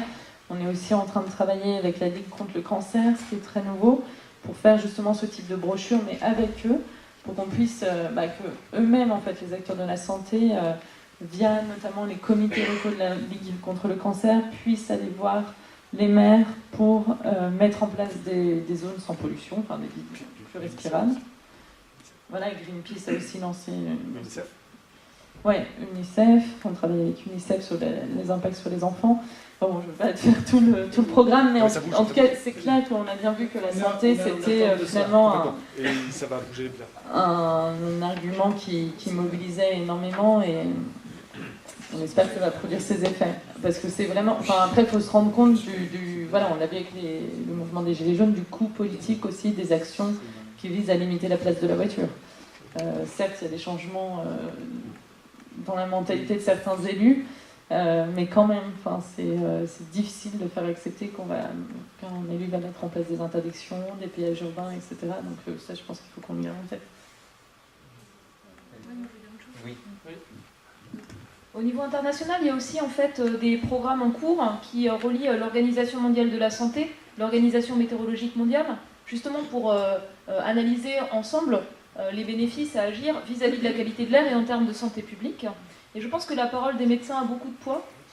Je pense qu'il y aurait des possibilités à ce qu'elle soit exprimée de manière collective et de manière beaucoup plus forte. Et sur l'angle changement climatique, il y a plusieurs points de convergence. Il y a l'angle mobilité active, disons, mais il y a aussi un angle qui est important, qui est celui de l'alimentation. Et en fait, vous avez certainement entendu parler des recommandations faites par The Lancet, donc qui fait référence en termes médicaux, et qui dit quel est le type d'alimentation qui est le plus sain. Et en fait, ça recoupe parfaitement le type d'alimentation qui permet de réduire l'empreinte environnementale, c'est-à-dire moins de protéines animales et plus de diversité de sources d'alimentation végétale, de préférence en circuit court et local. C'est assez impressionnant de voir cette convergence-là. Et donc, on voit qu'il y a des potentiels pour agir de manière coordonnée. Après, la question, c'est comment est-ce qu'on pousse à des modifications qui sont assez profondes et avec pas mal de freins, en fait. Par exemple, la loi sur l'alimentation, c'est une occasion ratée. On a parlé de partage de valeur, en fait, entre les producteurs et les distributeurs, mais on n'a pas parlé d'environnement et de santé dans cette loi. Donc c'était un exemple d'occasion vraiment ratée, ce qui est dommage.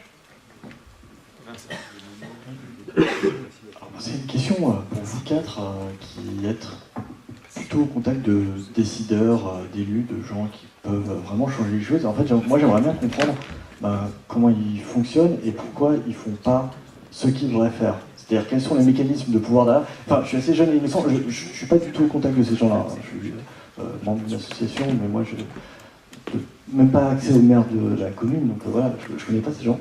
Et quand on écoute madame, qu'on lit le rapport du GIEC, si je me mets dans un peu d'un décideur, je fais ok, il y a 1 plus 2, enfin bon, en fait ce qu'il faut faire là tout de suite, c'est il faut qu'on supprime la voiture individuelle. Enfin, peut-être qu'il y a encore quelques personnes en zone rurale, qu'on distribue quelques licences, etc. Mais en fait, si on veut vraiment sauver la planète, en gros, c'est ce qu'il faut faire. Enfin, et il y a une solution qui existe. Enfin, les solutions techniques, là pour le coup, je travaillais dans les transports, etc. En fait, c'est pas super compliqué d'un point de vue d'ingénierie. Ça marche. Vélo plus train, on fait quasiment tout. Enfin, je veux dire, il y a des gens qui vont râler, mais on va pas changer la civilisation en faisant ça. En région parisienne, on peut répondre à quasiment tous les besoins avec le vélo et les transports publics. Et du coup, moi je me dis, mais comment ça se fait que les décisions, les plans, les lois soient pas à la hauteur et mettent pas ça? Comment ça se fait que ça soit juste du saupoudrage, que ce soit il y a la maison qui brûle, on va prendre une carafe d'eau dans la maison d'à côté, quoi. Voilà.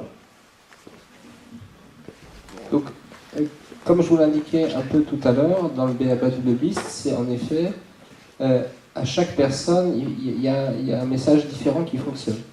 Il y a des gens, c'est des arguments rationnels. Par exemple, on a là une ministre des Transports qui est plutôt technique que élue. Et donc, avec elle, c'est des arguments techniques qui ont fonctionné, enfin, rationnels qui ont fonctionné. Avec les élus, c'est très différent. Ce qui marche souvent avec les élus, c'est pas ce qu'ils pensent, c'est pas de le convaincre, c'est ce qu'ils pensent que pensent leurs électeurs. Et il y a évidemment un biais énorme entre ce que pensent réellement leurs électeurs et ce que eux pensent que pensent leurs électeurs. Et donc, le but, c'est de débiaiser ça pour qu'ils pensent que ce que vous dites, c'est pas uniquement ce que vous pensez vous, et c'est pas uniquement la réalité, mais c'est aussi ce que pensent, ce qui va leur permettre d'éviter de perdre les élections suivantes. J'ai arrêté de penser là. Non, mais si, il a raison. Non, mais c'est très simple. Même raison, alors en effet, si on veut des réponses simplistes, on ne sauvera jamais le climat. Mais non. Mais en fait, la démocratie, c'est bien ça, c'est de faire comprendre qu'il y a une attente. Et si on a réussi à non seulement convaincre la ministre Borne, mais que derrière, il y a un arbitrage favorable du Premier ministre, c'est pas parce qu'on avait raison cette fois-ci, c'est parce qu'il y a eu l'action Parlons Vélo, et je remercie les organisateurs d'avoir repris ce nom pour la conférence d'aujourd'hui, et parce que vous avez été 113 009 à répondre au baromètre des villes cyclables, et parce que vous avez été 100 000 à envoyer des cartes postales. Ça faisait des armoires entières chez le Premier ministre, rue de Varennes à Matignon. Non mais je vous jure, je les ai vus. C'est moi qui les avais imprimés, donc je les revoyais une deuxième fois. Et donc, mais c'est exactement ça, il faut les convaincre. En gros, là regardez, il y a 1 million de jeunes dans le monde entier dans la rue, c'est eux vos électeurs dans quelques années. D'ailleurs, il y a beaucoup d'entre eux, c'est des adolescents, enfin ils vont peut-être avoir d'ici le 31 mars le temps de s'inscrire encore sur les listes électorales. J'ai dû priver d'argent de poche ma fille qui a 18 ans pour qu'elle le fasse. Et c'est des techniques, hein, ça aussi, ça marche bien. C'est du lobbying interne, mais je partage les conseils, ça marche bien. Mais non, sérieusement, il faut les convaincre qu'ils ont un intérêt politique à le faire, quoi. C'est plus sérieusement. Parce que si vous n'arrivez pas à vous mettre à leur place, si vous pensez juste qu'en ayant raison, vous allez les convaincre et que du coup ils vont changer de façon d'agir, malheureusement vous serez déçus parce que vous aurez l'impression d'avoir réussi le rendez-vous et quelques mois plus tard vous verrez que l'élu n'a pas changé de façon de... Donc, comme chaque agent agit dans son intérêt propre et qu'il a une rationalité limitée, la théorie des agents, en gros, il faut lui faire comprendre que c'est son intérêt de faire ce changement-là parce qu'il va gagner les élections suivantes. Sauf si vous percevez que son intérêt, à lui, c'est pas de gagner les élections suivantes, ça peut arriver aussi. Alors moi je voulais dire autre chose, mais c'est sous l'angle effectivement qu'est-ce qu'on perçoit de ce que la société est prête à faire. Et il y a eu beaucoup d'expériences d'assemblées citoyennes représentatives de la population. Vous savez bien qu'un parlement n'est pas représentatif de toute la diversité de la population, par le mécanisme de candidature et d'élection, etc. Et donc il y a eu beaucoup d'expériences pour faire avec les mêmes choses que des sondages en fait. Des assemblées citoyennes tirées au sort pour être représentatives de toutes les catégories d'âge, toutes les catégories sociales. Et chaque fois que ça a été fait avec des enjeux liés à l'environnement et à des réflexions sur se projeter vers l'avenir, ce qui était intéressant, c'est que l'ambition à vouloir agir, elle était bien plus grande dans ces assemblées représentatives de la population que ce qu'en pensaient les élus ou les assemblées. Ça a été par exemple le cas récemment en Irlande, c'est très frappant, avec un exercice de démocratie assez approfondi. Et donc je pense que justement avoir des espaces de ce type-là qui complètent le rôle des élus dans un fonctionnement démocratique, pour s'interroger collectivement sur ce qu'on est prêt à faire, ce vers quoi on veut collectivement aller, c'est aussi quelque chose qui est important à entendre. Et en particulier parce que les jeunes, souvent, ne votent pas, moins que les autres, et pourtant, en fait, c'est leur monde qu'on prépare. Si vous leur dites, si tu votes pas, t'as 6 mois sans argent de poche, ça marche. Toujours l'argent. Est-ce que vous avez essayé la maîtrise du code Wi-Fi aussi? Pour savoir si sur la maison, Alors, en fait, pour répondre clairement à votre question, aussi, je me permets, mais simplement, il y a plusieurs raisons. Bien sûr, il y a le lobby qui arrive en disant il faut faire ceci parce que pour mon lobby c'est bien, et donc l'élu se dit ok, bon, il y a ça. Il y a ce qui n'est pas un fantasme, parfois le financement, ok. Je ne suis pas sûr que ce soit le truc majoritaire, j'ai pas d'éléments, et je ne parle de ça que quand je suis sûr qu'il y a eu effectivement un financement par un lobby quelconque, et on va faire ça parce que c'est comme ça. Il y a beaucoup plus, je crois beaucoup plus à la pente la plus douce, la croyance que c'est le plus simple. Pourquoi est-ce qu'une gare TGV, comme ça avait été le cas à Besançon il y a une dizaine d'années, alors que les électeurs de Besançon avaient voté pour qu'elle soit en centre-ville, pourquoi on l'a mise à l'extérieur? J'ai posé la question aux gens de la SNCF, ils m'ont tous dit en fait c'était trop compliqué de la mettre en ville parce que ça aurait changé beaucoup de choses, il aurait fallu faire appel, il y aurait des questions foncières, etc. Donc c'était trop complexe. Pourquoi tel maire continue à croire qu'il faut une nouvelle zone commerciale dans sa ville, quelle que soit d'ailleurs la couleur politique?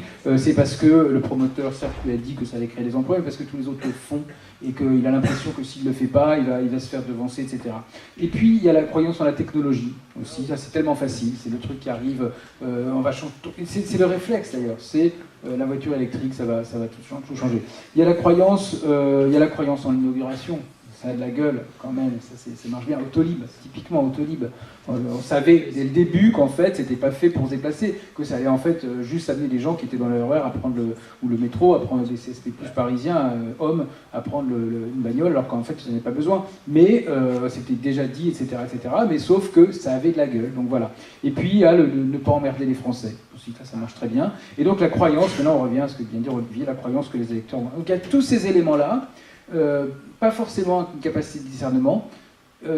J'ajouterais qu'effectivement, si en face, il y a des gens qui leur disent « Vous savez, vous avez totalement tort et nous, on a totalement raison », en fait, ça aide pas, parce que là, ils sont complètement déstabilisés, et donc ils se disent « Finalement, là, il y a des gens, les promoteurs immobiliers, ils sont toujours extrêmement sympathiques, on leur dit « Allez vous faire foutre », genre Europa City. Mais ils reviennent avec le sourire, c'est leur métier qu'on leur dise « Allez vous faire foutre ».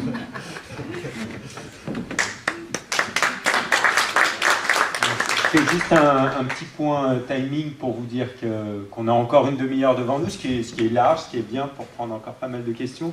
Il y avait madame, et je voulais juste demander à ceux qui avaient encore des questions de lever la main pour que... Ok, bon, on y va. Oui, merci. Je voulais vous soumettre un petit bout du débat de tout à l'heure entre 18 et 19 avec les élus, où j'avais l'impression qu'on assistait parfois à un petit renvoi de balles entre une réponse par les infrastructures et une réponse par le changement de comportement. En gros, on fera les infrastructures quand les gens feront du vélo, et un truc qui tourne un peu en boucle. Et par rapport à ça, moi, je voulais un peu vous interpeller. Je travaille dans une équipe de sociaux. Et en fait, sur le changement social, on est un peu sceptique sur la notion de comportement, parce qu'en fait, il y a trois choses qui vont faire que ça change: les infrastructures, les comportements et la norme sociale, et la désirabilité sociale du vélo. Et alors là, on voit qu'il y a une énorme désirabilité sociale qui est en train d'être construite autour de la voiture électrique, de la Tesla, la voiture autonome, qui ne règle pas toute une partie des problèmes, comme vous l'avez dit. Au niveau du vélo, déjà, on a gagné que le discours est un peu moins condescendant, donc c'est déjà en train de bouger aux marges. Mais je voulais vous poser la question, comment ça s'est passé pour que ça bouge ces derniers mois, et comment faire pour que ça bouge et que le vélo soit pas seulement soit un truc de bobo, comme on le disait là, ou un truc de déclassement social dans les années 60, ou un truc d'homme un peu sportif qui arrive au boulot en transpirant, comme certaines études de sociaux le montrent en Angleterre. Et donc, comment faire bouger aussi, non seulement le côté infrastructure, le côté comportement avec cette histoire de cerveau gauche d'information sur la santé, mais aussi le côté norme, désirabilité sociale et vendre un peu du rêve avec le vélo. Déjà, si vous me demandez qu'est-ce qui était avant l'œuf ou la poule, c'est l'œuf, mais c'était pas la poule qui naissait, c'était d'autres types de... Non, je plaisante. Non, mais même si je plaisante en réalité, donc quand même, je pense qu'il y a un moment, tant qu'il n'y a pas une continuité d'infrastructure, la sensibilisation a un effet quand même, et c'était un des grands enseignements du baromètre, c'est quand même que tout le monde voudrait s'y mettre un jour. Après, sur ce que vous dites, moi j'insiste toujours là-dessus, sur les attentes sociales, forcément, vu les 2 ou 3 milliards mis dans la publicité automobile chaque année, c'est quasiment le chiffre d'affaires du monde du vélo qui est mis en publicité, pas en chiffre d'affaires de l'automobile. Forcément, l'imaginaire collectif, il y aura un déséquilibre. C'est pour ça qu'on a proposé un amendement pour taxer la publicité automobile. Il y aura peut-être un petit message qui dira pour votre santé ou je ne sais quoi d'autre, pratiquer la mobilité active. Enfin, c'est un des amendements dans lesquels je prends moins qu'ils arrivent à passer dans les deux assemblées. Et sur une taxe sur les publicités, alors moi j'ai même pas mis sur l'automobile, j'ai mis sur tous les modes de transport sédentarisants. Voilà, parce que c'est tous ceux qui font qu'on n'a pas assez de... Ils ont ça en Belgique, mais bon, ça n'aide pas forcément pour que ça passe en France. Et juste pour notre petite blague où on parlait et c'est pas vrai, hein, ma fille est extraordinaire et j'ai jamais dû lui enlever son argent de poche, je lui ai jamais donné d'argent de poche, donc c'est ça. Et le Wi-Fi, non, ça me donne juste quelque chose d'important que j'ai découvert assez récemment, qui m'a beaucoup aidé dans le lobbying. C'est quelque chose de totalement contre-intuitif, comme tout ce qui concerne la psychologie cognitive, comme quoi notre cerveau est étudié, alors je ne sais pas si c'est juste à cause de la pollution, mais pour qu'on ne comprenne pas notre propre cerveau. En fait, une incitation ou une punition faible est plus engageante qu'une incitation forte ou qu'une punition forte. Si je vous mets un flingue sur la tempe et je vous dis, je sais pas, comme dans le dîner de con, allez l'OM, vous allez dire n'importe quoi, de toute façon, vous avez un flingue sur la tempe. Et par contre, si je vous dis, je vous paie une bière ou je ne sais quoi, et faites ça, donc quelque chose de beaucoup plus faible, votre engagement, comme l'appellent les cognitivistes, sera plus fort. Et donc, par rapport à ça, par rapport aux élus, c'est pareil.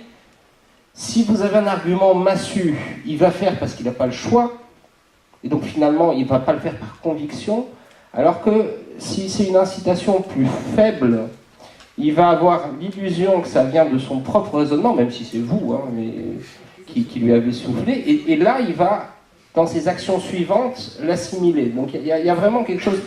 Il y a quelque chose d'important à bien comprendre là-dessus, dans votre façon de faire du lobbying, sur le fait de faire en sorte d'apporter des éléments pour que la personne arrive à la conclusion elle-même, plutôt que de lui servir la conclusion, et ensuite disséquer cette conclusion en raison.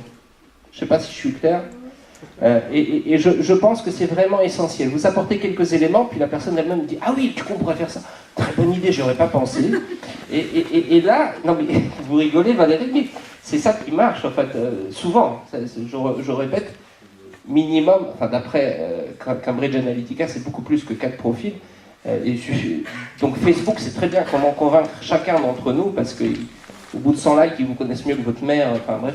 Mais sérieusement, il n'y a pas, et c'est difficile parce que là vous êtes tous dans la salle, je ne peux pas parler à chacun d'entre vous individuellement, mais il n'y a pas une seule réponse qui parle à tout le monde. Donc il faut vraiment apprendre à convaincre chacune et chacun, et donc commencer par écouter. L'essentiel. Je vais donner 2-3 petites réflexions avant de poser ma question. Cette semaine, Christophe Nadjowski était au congrès des territoires et villes cyclables et a dit une chose que moi je trouve très importante, c'est que le temps des petits pas était fini. C'est-à-dire qu'on ne peut pas fonctionner par ce système des petits pas. La deuxième réflexion, c'est que le prix Nobel de la paix 2018, qui est ce chirurgien de RDC qui recoud des femmes excisées et qui a dit une chose dans son discours en Suède en expliquant que quand on achetait des téléphones portables, quand on achetait des voitures électriques, quand on achetait des VAE, quand on achetait tout ce qui fonctionne avec une batterie, on oubliait que c'est ce qui crée la guerre dans son pays, c'est ce qui crée les femmes, c'est ce qui crée les enfants de 12 ans qui descendent dans des mines. Ça, c'est la deuxième chose. Et Olivier vient de parler de publicité, la dame de voitures électriques. Moi, je parle d'électromobilité au sens large. C'est-à-dire, j'y mets tout. J'y mets les voitures, j'y mets les trottinettes, j'y mets les VAE. Réflexion en arrivant, la seule chose pour laquelle j'ai vu de la publicité devant, c'est Zouz, c'est-à-dire des vélos électriques. Stéphane Baudet fait de la publicité pour Véligo. Je leur ai posé la question, Véligo Location, je leur ai posé la question de savoir pourquoi il n'y avait pas de vélo dedans. Il n'y a que des VAE. On ne sait pas. On n'a pas la réponse. Et si vous voulez, si je dis ça, c'est parce qu'en fait, on est en train de parler de climat, mais il y a une chose qui est importante, c'est que le climat, et on a parlé de particules, le climat, ça ne s'arrête pas aux gaz à effet de serre. Et les particules, ce n'est pas des gaz à effet de serre. Donc quand on fait de l'extractivisme, parce qu'aujourd'hui, on est obligé de penser en termes d'énergie et de transport, parce que les deux sont liés, ben, le remplacement qu'il y a, et ce qui est à l'œuvre aujourd'hui, c'est le remplacement du tout thermique par le tout électrique. Le problème, c'est que le tout électrique, ça n'est pas la panacée non plus. Et quand on parle de vélo, le problème, c'est que ça génère, chez les associations, comme on l'a vu par exemple pour le plan national, une volonté d'obtenir des subventions, et des subventions pour le vélo, et ça crée une différence aussi, parce que le vélo, lui, sec, on va dire, musculaire, n'a pas ces subventions. Donc l'idée, c'est de savoir comment vous vous positionnez par rapport à cette électromobilité, et le VAE en particulier, dans cet élément de la mobilité et du vélo surtout. Ça m'embête de reprendre la parole parce que je viens d'avoir, mais il y a quand même moi, on me pose souvent la question, mais toute personne qui peut se passer d'assistance électrique à vélo, je l'encourage à s'en passer. Par contre, toute personne qui peut prendre un vélo assistance électrique à la place même du transport en commun et d'autant plus de la voiture, c'est quand même bénéfique. Déjà pour la santé, parce qu'en plus, et je vois Franck Olivier qui acquiesce, en vélo assistance électrique, on hyperventile moins, et malheureusement la qualité de l'air fait que c'est bien. On peut aussi ventiler moins en roulant moins vite. Moi, j'ai mis 1h15 à venir avec la coulée verte que j'ai découvert et c'est extraordinaire. Toutes les conneries qu'on peut faire en à peine une dizaine de kilomètres. Mais alors, j'aurais pas eu l'idée si vous m'avez demandé. Mais sans assistance électrique, au contraire, avec une petite centrale à l'avant qui s'appelle une dynamo, mais pour produire l'électricité qui m'éclaire. Mais plus sérieusement, il y a un vrai problème, et je laisserai le relais compléter, avec le bilan global d'une voiture électrique. Et je pense que nous battre, nous, militants du vélo, alors évidemment que je suis d'accord avec toi, que 100% des vélo-locations soient des vélos à assistance électrique, c'est un peu bizarre. Mais néanmoins, ce qu'on observe, c'est qu'il y a un report fort, modal fort, de la voiture vers le vélo à assistance électrique. Alors je veux bien qu'on discute des chiffres, mais il est relativement fort quand même. C'est pas pour autant qu'il ne faudrait pas mettre des vélos pliants dans les vélo-locations, etc. Enfin, et même il y a des gens qui n'ont vraiment pas besoin d'assistance et qui pourraient avoir des vélos bleus et tout ça, identiques sauf sans le moteur et surtout sans la batterie. Néanmoins, quand même, avec une batterie de Zoé, il y a de quoi faire 200 batteries de VAE. Donc ne nous trompons pas de combat. Mais j'en ai loué une récemment, c'est très agréable, mais globalement, ça ne fait pas de bruit, etc. Mais les gens ont l'impression, et y compris un des candidats à la ville de Paris qui s'est déclaré sur France Inter avant-hier, qui dit « moi je suis pour le tout électrique dans Paris et ça réglera tout ». Ça je suis d'accord, il faut qu'on leur dise non, parce que ça ne... C'est pour ça que je parlais tout à l'heure de publicité pour les modes sédentarisants. Une voiture, qu'elle soit électrique, autonome, tout ce qu'on veut, on reste à être assis dedans et à avoir la sédentarité, le manque d'activité physique. Voilà. Mais après, en effet, il faut aussi travailler sur des filières de recyclage des batteries. Et c'est aussi une des raisons pour lesquelles on était opposé à ce que les batteries au plomb soient exclues des aides VAE. Premièrement parce que c'est moins cher, donc ça permettait de conserver les aides pour les gens moins riches. Et c'est très polluant le plomb, mais la filière, voilà exactement ce que je suis en train de dire, mais c'est une filière totalement maîtrisée, et comme ça vaut de l'argent, en plus, ils tiennent à récupérer les batteries. Et donc là-dessus, en effet, il faut s'interroger sur les batteries. Alors j'espère que le futur, entre guillemets, Airbus batterie européen fera des batteries qui seront réparables, etc. Oui, je ne sais pas si on va faire un débat sur la voiture électrique, mais en tout cas, enfin, je pense qu'on n'est pas du tout dogmatique et, enfin, comme le disait Olivier, il faut à tout prix éviter le remplacement du tout thermique par du tout électrique ou du tout vélo par du tout VAE. C'est évidemment pas, enfin, c'était évidemment pas par notre combat quand on demandait un bonus pour les vélos à assistance électrique, mais en effet, il y a un report modal qui est intéressant depuis la voiture. Après, sur la voiture électrique en tant que telle, en fait, ça dépend beaucoup de la voiture électrique. On a participé à un projet d'analyse de cycle de vie avec l'ADEME, la FNH et plusieurs acteurs, notamment Renault, etc., parce qu'il fallait avoir des données sur les matières premières qui étaient utilisées pour produire ces voitures. Et donc on a vu qu'il y avait un impact nettement inférieur pour une voiture électrique sur le climat, en termes de gaz à effet de serre, sur l'analyse de cycle de vie, par rapport à une voiture diesel ou essence, mais qu'en fait, il y a une énergie électrique. voilà, ouais, c'est assez net, bref. Et d'ailleurs, enfin, en fait, le combat, franchement, de la voiture électrique, qui le mène aujourd'hui, c'est les pétroliers contre ou les gazés à Bruxelles. Donc, il faut quand même être vigilant. Parce qu'ils n'ont aucun intérêt à vendre beaucoup moins de pétrole. Mais ce que je voulais dire, c'est que l'impact carbone de la voiture électrique différait aussi beaucoup selon la taille et la puissance de ce véhicule. C'est-à-dire que la citadine électrique, elle avait vraiment un avantage net. En revanche, la berline électrique, c'était très comparable à une voiture essence lambda. Donc d'où la nécessité de pousser aussi les constructeurs automobiles à aller vers des véhicules beaucoup plus légers et voilà, beaucoup moins lourds, etc., enfin beaucoup moins puissants.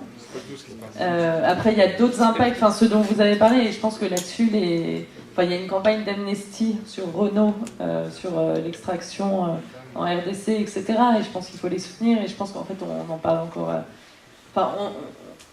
on en parle, mais ils ne sont pas assez challengés pour faire vraiment des progrès, tant sur le plan des droits de l'homme que de la recyclabilité, etc. Et je pense en effet qu'il faut qu'on mette davantage d'énergie sur ces aspects de cette transition, parce qu'elle va se passer, parce cas d'un point de vue climatique, c'est assez souhaitable qu'il y ait moins de voitures, ça c'est clair, mais aussi plus de voitures électriques à la place des voitures diesel essence. Il y a un monsieur qui attend depuis longtemps la parole. Merci. Oui, il y aurait tellement de choses à dire que c'est un petit peu compliqué d'intervenir comme ça sur tous les sujets. Mais globalement, quand on sait que la France a été mise en demeure par l'Union européenne par rapport à la qualité de l'air et les 15 métropoles, hein, Lyon, Paris, Grenoble, Lille, Saint-Étienne, etc. Et donc on sait que ce qui marche le mieux au niveau de la qualité de l'air, c'est les ZFE, les zones à faible émission. Quand on prend notre secteur ici, autour de Massy, l'autoroute A6 c'est 140 000 véhicules jour, la 10 110 000, la nationale 20 70 000. À partir de 6 h le matin, vous êtes déjà en densité, enfin le flot ralentit 30 km à 30 km de Paris. Les mesures du plan de protection de l'atmosphère ont décidé d'élargir la zone de basse émission à la 86. Moi j'étais porteur d'une proposition qu'on la recule à 30 km de Paris, puisque comme je vous dis, dès 6h30, la situation se tend et c'est à 30 km qu'il faut agir et pas à 15. La difficulté, c'est qu'on pourrait faire des choses assez facilement si on changeait un petit peu de paradigme et de façon de gérer notre temps. C'est-à-dire qu'entre 6h30 et 9h le matin, bah, tout le monde va au boulot. Et y compris la logistique, c'est-à-dire que moi je suis effaré quand je vois les cortèges de camions de poids lourds qui viennent sur les zones de chalandise, qui viennent sur le Mine-Rungis, qui viennent sur par exemple la Vignoloux à Longjumeau, qui viennent un petit peu partout, sur les fortes zones de concentration. Alors vous avez Strasbourg qui a fait par exemple la livraison au dernier kilomètre, qui marche pas mal, mais après il faut tout un réseau de véhicules propres, véhicules hybrides qui redistribuent en centre-ville. Et donc tout ça, ça pourrait laisser de la place au vélo. Hein, et donc on en est là, mais il faudrait donner un sacré coup de poing sur la table. Alors justement, j'avais un petit peu les oreilles qui sifflaient, parce que figurez-vous, je suis élu, hein, je suis maire d'une petite commune, et j'ai en charge les circulations douces sur la communauté d'agglo Paris-Saclay. Hein, et je peux vous dire qu'il y a élu et élu, c'est le pot de terre contre le pot de fer. Le nerf de la guerre, bah, c'est le budget. Et avant de mettre en place une circulation douce, il y a entre un an à 1 an et demi de boulot, parce qu'il faut monter les dossiers de subvention. Et sans subvention, vous ne faites rien. Aujourd'hui, l'argent public est tellement rare que de toute façon, si avec les subventions du département, de la région, de l'État, sur le plan vélo, sur les contrats plan État-région, etc., vous arrivez à faire des choses. Alors, bien sûr, on est loin de satisfaire tout le monde, parce que la difficulté, c'est d'arriver à supprimer les discontinuités qu'on a sur les itinéraires, et ça, c'est compliqué. Des fois aussi, c'est très cher. En fait, ce qui coûte le plus cher pour une collectivité, hein, pour une commune, c'est même pas les bâtiments, c'est la voirie. C'est ce qu'on appelle les VRD, voirie réseau divers. Et lorsqu'on veut améliorer une piste cyclable, alors parce que les bandes cyclables, ça fait quand même pas le bonheur de tout le monde, on en est bien conscient, et bien qu'il faut slalomer dans les villes qui sont étroites, souvent on propose aussi des itinéraires un peu rallongés. Et c'est vrai que ça plaît pas du tout à ceux qui pratiquent le vélo tous les jours pour aller bosser, et on le comprend aussi. Et du coup, il faut pas se rater, c'est-à-dire qu'il faut arriver à proposer le parcours le plus optimisé possible avec l'argent dont on dispose pour faire les travaux. Donc je veux vous dire, la solution, elle est quand même compliquée à mettre en œuvre. Je voulais dire aussi qu'il y avait plein de choses qui vont pas du tout. Moi, c'est la bataille du pot de terre contre le pot de fer. Quand les feuilles tombaient, là, fin octobre, sur à peu près 40 km, vous avez la coalition, moi j'appelle ça la coalition du pire, qui s'est mise en route. Vous avez la DIRIF, la direction des routes, SNCF et RTE, le réseau de transport électrique. Qu'est-ce qu'ils ont fait? Ils ont fait un appel d'offres groupé pour les travaux d'élagage des voies et réseaux. Ça fait que vous pouvez prendre de Massy jusqu'à Chartres, il n'y a quasiment plus un arbre le long de l'autoroute A10 et le long de la voie SNCF du TGV Atlantique. À Champlain, ils ont tout rasé. C'est-à-dire qu'au lieu de faire des coupes de sécurité et on abat juste les branches qui dépassent, on a fait une coupe à blanc, c'est-à-dire qu'il n'y a plus d'arbres. Et j'ai pas besoin de vous apprendre que pour piéger le carbone, il faut des végétaux. Et là, on n'en a plus. Et pour les vélos, c'est quand même plus sympa de pouvoir rouler avec des arbres le long des accotements que de tout supprimer. Mais juste, désolé de vous couper dans la mesure où il y a encore d'autres questions. Est-ce que vous avez une question pour les intervenants? Non, c'est simplement pour vous dire qu'il y a tout un environnement à mettre en place Et pour nous, il y a une inertie telle pour arriver à améliorer la situation du vélo en Ile-de-France, parce qu'il y a trop de monde. Donc je pense que le succès, c'est de modifier les heures de déplacement de la logistique, par exemple, c'est-à-dire entre 6h30 et 22h, il ne faudra plus avoir de camions en Ile-de-France et de véhicules utilitaires, ou alors de façon très raisonnée, pour des livraisons spéciales. Parce que sinon, on va dans le mur, on ne sait plus gérer là. On est trop nombreux là, on ne sait plus gérer. Merci. C'est juste un témoignage. Oui, merci pour votre témoignage d'élu. Il y avait une question là, tout à gauche, Stein. Là. Ce que je vous propose, c'est peut-être de prendre 2-3 questions. On va prendre plusieurs questions à ce moment-là, questions courtes. Je vais les noter, histoire qu'on ne les oublie pas. Donc, il y en a une ici, monsieur avec le col roulé jaune, et une au fond. Ok, merci beaucoup. J'ai un problème de schizophrénie. Je vais au travail à vélo, mais je suis dans mon boulot au service de l'industrie de la région. Donc je contribue à fabriquer des voitures, des avions, des centrales nucléaires, des systèmes verts. Là, vous parliez de convaincre des élus. Comment convaincre des personnes morales comme Airbus, Renault, et réorienter le tissu industriel du pays. Merci. C'est simple et efficace. Monsieur ?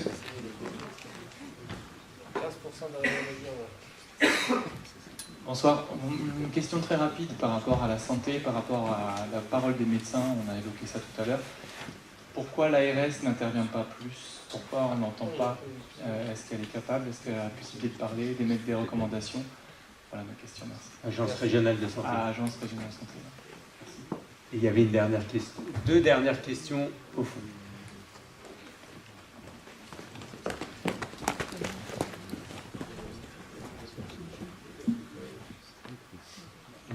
Moi, c'était plutôt auprès de Lorelei et Valérie.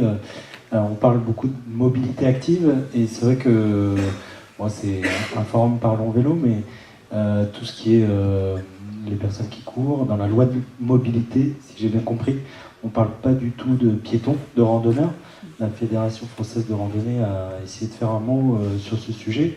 Le mouvement sportif n'a pas trop l'air de se mobiliser non plus sur ces actions-là.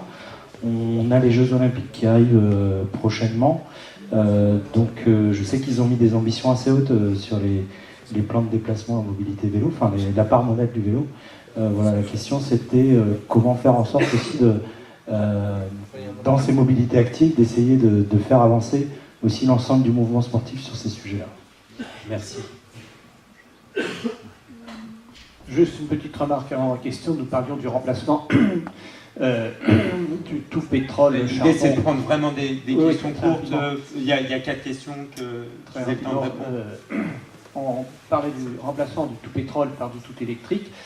Les Suisses ont des bateaux qui ont plus de 100 ans, qui viennent d'être faits à neuf.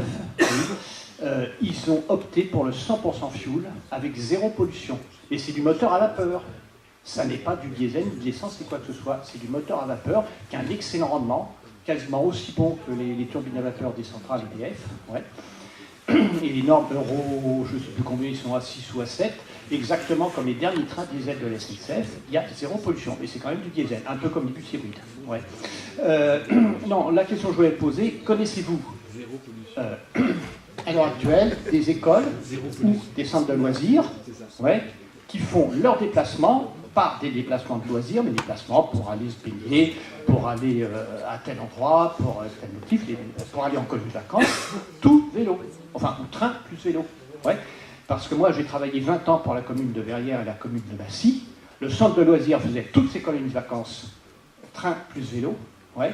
Tous les déplacements des plus de 8 ans se faisaient train plus vélo, ou autobus, en ligne régulière, et train, et marche à pied. Ouais. Il n'y avait jamais de location d'autocar, sauf éventuellement pour les maternelles. Et l'école Jean Jaurès de Massy, pour laquelle j'ai travaillé 20 ans, avec l'appui et l'encouragement du directeur, nous faisions déplacer des classes de 30 élèves en train plus vélo. Pour aller à Saint-Quentin-des-Vignes, par exemple, ou à Versailles, etc. Merci beaucoup. Ouais. Et tous les jours, quasiment, ils avaient, dans la cour de l'école, des vélos pour faire de l'instruction sécurité routière, utilisation du vélo. Merci beaucoup, monsieur. Donc, toutes les questions sont notées et on va faire en sorte qu'il y ait des réponses à toutes les questions qui ont été posées. Je reviens juste sur la première qui était comment convaincre les personnes morales, les entreprises de la question de monsieur de changer. Souvent, c'est le portefeuille qui marche bien. Et donc, souvent, le problème, c'est que sur les petites structures, on va aller sur de l'anecdote, moi, ma tante, elle a mal au genou, je ne sais quoi. Mais dans les grosses entreprises, la statistique, elle fonctionne, parce qu'il y a beaucoup de tout simplement, de salariés. Et donc, les salariés qui viennent à vélo, ils ont minimum, je pense que c'est plus, mais c'est vraiment c'est prouvé vraiment qu'il y a 15% d'arrêt maladie en moins. Donc ça fait par salarié 2 jours et demi d'économiser par an, donc c'est énorme. Donc c'est le premier argument massu. Deuxième argument massu, c'est que les places de stationnement coûtent extrêmement cher. Et donc, réussir à faire en sorte, mais ça dépend évidemment, chacune dépend de l'employeur, mais donc ça aussi, ça fait économiser beaucoup d'argent, donc c'est un argument recevable. Non mais comment convaincre les industriels qu'il faut que leurs salariés viennent à vélo ou qu'ils s'occupent du vélo? Eux s'occupent du vélo. Ah là c'est plus. Changer d'industrie. La question c'est moi ce qui me donne à manger, c'est l'industrie polluante. Comment on fait en sorte de plus vendre des voitures à des avions, mais Ah ben ça je laisse la parole à d'autres. Mais je donne quand même mon dernier argument sur les employeurs, c'est qu'ils ont des rapports RSE à faire et que le vélo ça permet de faire un truc qui satisfait les salariés et qui en même temps leur permet de ne pas avoir un rapport RSE vierge. Olivier. Alors, c'est bien qu'il y ait ces deux questions parce qu'en fait on va un cran plus loin et donc à chaque fois qu'on discute juste de vélo, on croit que c'est tout simple, en fait non, à chaque fois on va un cran plus loin, donc il y a une discussion et tant mieux. Alors, c'est pas du tout simple. Il peut y avoir le risque de réputation. Le fait qu'à un moment une entreprise fait des trucs complètement dégueulasses et que ça se sache et que leur action baisse tout simplement, les gens ne veulent plus y travailler non plus, etc. Ça peut jouer. Mais à condition de faire du bruit. Et puis, il y a il me semble, pour ce que j'en connais, des secteurs d'activité, des entreprises qui n'avaient pas conscience que leur activité faisait l'objet d'un débat public. Jusqu'à présent, ils faisaient ça. Évidemment, je connais ces grands distributeurs, des créateurs de centres commerciaux, etc. Eux, ils faisaient ça. C'était comme ça, c'est une industrie, ça marche bien, champion français, tout ce qu'on veut, on fait ça, c'est normal, tout le monde est d'accord, il n'y a pas de débat. Voilà. Et là, il commence à y avoir un débat. Et ils sont les premiers surpris. Ils s'aperçoivent qu'en fait, leur industrie, elle est questionnable. Et bon, voilà. Et je pense qu'on est en train, grâce à l'Eurorail, pas seulement grâce à l'Eurorail, mais beaucoup grâce à l'Eurorail aussi, d'avoir la même chose avec les compagnies aériennes, où il y a une interrogation qui est en train de se faire dans la société sur mais faut-il toujours voyager autant et il n'y avait pas de débat, c'était comme ça, c'était normal. Et maintenant, il commence à y avoir un débat. Je pense que c'est un début de réponse, j'espère. Tu veux compléter l'Eurorail? Non, mais je pense qu'on n'a pas vraiment la réponse. Hein. Enfin, déjà... Mais bon, il y a des actions qui ont quand même leurs impacts, en effet, celles qui mettent en péril la réputation de ces grosses boîtes, et puis des actions enfin, je pense notamment aux campagnes des Amis de la Terre qui ciblent des grandes banques comme la Société Générale, etc. Et voilà, on voit bien, enfin, concrètement, que font ces entreprises sur des territoires, sur des communautés locales. Et ça permet de mettre en lumière leurs impacts. Les mettre en concurrence aussi, c'est vraiment efficace. Enfin, c'est ce qu'a fait Greenpeace avec les fournisseurs d'électricité, avec leur participation, enfin leur approvisionnement en énergie renouvelable. Enfin, on voit bien que ça crée une certaine mise en concurrence, émulation parfois, et c'est efficace tant pour faire bouger les acteurs publics que pour faire bouger les acteurs privés. Et si on revient à la question de la mobilité de leurs salariés, on a fait une plaquette sur les plans de mobilité. C'est beaucoup plus facile. Alors là, il y a toute la documentation du RAC dans sa sacoche. N'hésitez pas à aller la voir à la fin du débat. Voilà. Valérie, vous voulez... Sur les entreprises, les secteurs industriels, c'est quand même assez simple. Il y a la question qu'ils aient un bilan carbone d'abord pour être responsables de leurs émissions de gaz à effet de serre et éventuellement de leurs particules. Donc ça, c'est l'obligation de transparence. Ensuite, il y a la question d'avoir une stratégie, c'est-à-dire en fonction de leurs émissions, quelle est leur stratégie pour les faire diminuer, et est-ce que c'est en phase avec les engagements internationaux dans typiquement l'accord de Paris sur le climat. Si on prend par exemple le secteur de l'aviation civile, donc ils ont un engagement qui consiste à ce que les émissions stagnent au niveau de 2020. Ils misent en fait sur l'amélioration des performances des moteurs et le renouvellement de la flotte, plus des systèmes de compensation carbone. Donc en gros, ils vont replanter les forêts les pires qui existent, avec la monoculture le moins cher possible, pour effacer à moindre coût en fait, en mettant de l'eucalyptus typiquement, une partie des émissions de gaz à effet de serre. Donc c'est clairement pas suffisant. Il y a des questions en fait de fiscalité qui ne s'imposent pas sur le transport aérien comme elles s'imposent sur les formes de transport comme le train, etc. Donc il y a des enjeux qui sont extrêmement importants de volonté de régulation. Et après, pour d'autres secteurs d'activité, il y a tout ce qui est taxes, normes et encadrement qui est essentiel. Sinon, les choses ne changent pas. Avec la difficulté d'avoir l'échelle pertinente pour cet encadrement réglementaire, pour éviter les délocalisations, pour échapper justement à la fiscalité environnementale. Donc ça, c'est des choses qui sont extrêmement importantes et qui demandent une gouvernance très sérieuse, avec une exigence de vérification et de transparence qui est extrêmement importante. Une dernière phrase là-dessus. Votre génération et la mienne, on se dit finalement je vais aller à vélo et en effet c'est ça. La nouvelle génération, il y a plein de papiers là-dessus récemment, quand ils font leur recherche d'emploi, ce qui compte c'est pas uniquement le salaire, où c'est, etc. C'est aussi le côté éthique de mon employeur. Et donc même si j'ai fait une super école, même si on me propose un super poste bien payé, je n'irai pas bosser dans telle boîte.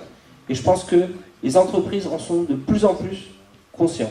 Donc que ça va aller aussi, de toute façon il n'y a pas une seule solution, mais c'est une des choses qui vont les faire changer. Et tu me disais que tu voulais faire du 2 en 1 et répondre à la question tout sur à fait. l'agence J'allais le faire régionale de de santé. moi-même, mais...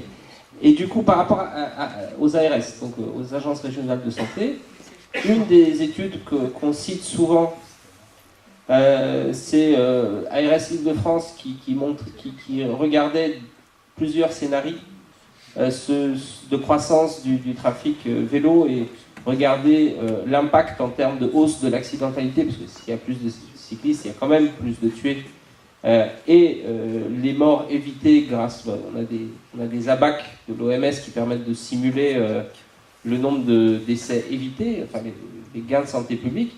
Et donc, Ouais, c'est quoi un ABAC un ABAC, c'est quelque chose d'un peu plus complexe qu'une courbe, mais on a des données.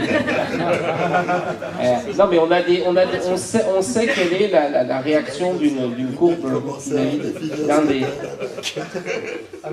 on sait quel est le comportement statistique de la santé quand on change certaines choses, notamment le nombre de minutes d'activité physique par jour, etc. etc. Et donc, ils ont fait une telle étude et elle montre, et je la cite souvent, que en Ile-de-France, Olivier avait fait un excellent papier là-dessus qui devait s'appeler quelque chose comme c'est ne pas faire du vélo qui est dangereux ou quelque chose comme ça. Les bénéfices sont au moins 20 fois supérieurs aux risques subis. Donc la réponse à votre question, c'est que les ARS font quelque chose. Par contre, pourquoi est-ce qu'on en parle peu? C'est premièrement une question de déni. En fait, on est plus heureux en faisant semblant de ne pas savoir. Et deuxièmement, je ne sais pas combien vous êtes dans la salle, vous êtes très sensibilisés à avoir lu soit le rapport du GIEC de celui qui a été approuvé en octobre, soit le rapport Novaéthique sur qu'est-ce qu'il faut faire. Pourtant, c'est des rapports courts, c'est 25-30 pages. Donc, la réponse, c'est que ces données sont très utiles. Par contre, malheureusement, ça ne suffit pas du tout. Ça sert pas le grand public, ça sert les décideurs censés prendre des décisions rationnelles à entreprendre des politiques publiques. Mais la politique publique, c'est pas juste de faire savoir ce qu'a prouvé l'étude, c'est de mettre en place toute une politique de communication, y compris de manipulation, pour que les comportements changent. Moi, je voulais rebondir sur la question autour du lien santé-composition atmosphérique et mentionner que la région Île-de-France, elle finance des recherches dans le cadre d'un domaine d'intérêt majeur émergent qui met en relation en fait les réseaux qui travaillent sur la qualité de l'air et les réseaux qui travaillent sur la santé publique, y compris sur des études sur des modèles animaux en laboratoire, plus l'épidémiologie. Et peut-être ça pourrait être intéressant de vous mettre en relation parce qu'ils cherchent justement des partenaires dans la société civile pour s'approprier ces connaissances, pour les relayer et pour poser d'autres questions auxquels ils ne pensent pas nécessairement dans le monde académique. Donc je pense que là, il y a une chouette opportunité de partenariat. Et je veux bien juste rajouter un petit point sur la santé aussi en lien avec la pollution de l'air. Enfin, c'est vrai qu'on parle tout le temps des 48 000 décès prématurés en France, et je pense que tout le monde parle ce chiffre. Et c'est assez... Enfin, c'est peut-être pas disponible partout, mais possible de trouver des chiffres pour l'échelon local. Enfin, on sait les chiffres pour Paris, pour l'Île-de-France, pour Lyon, pour Marseille. Et ça, c'est vachement plus parlant pour un maire de savoir qu'il y a 1000 personnes. Donc c'est souvent... Enfin, voilà, 1000 personnes par an. C'est sur les sites de soit des associations de surveillance de la qualité de l'air, soit il y a eu le projet Alfecom qui a regardé l'impact en termes d'espérance de vie dans plusieurs agglomérations. Il y a Santé publique France aussi qui fournit des données. Et il y a un outil dont je voulais vous parler qui s'appelle HEAT, E-H-E-A-T, en 4 lettres. Je ne sais plus ce que ça veut dire, Health Assessment quelque chose.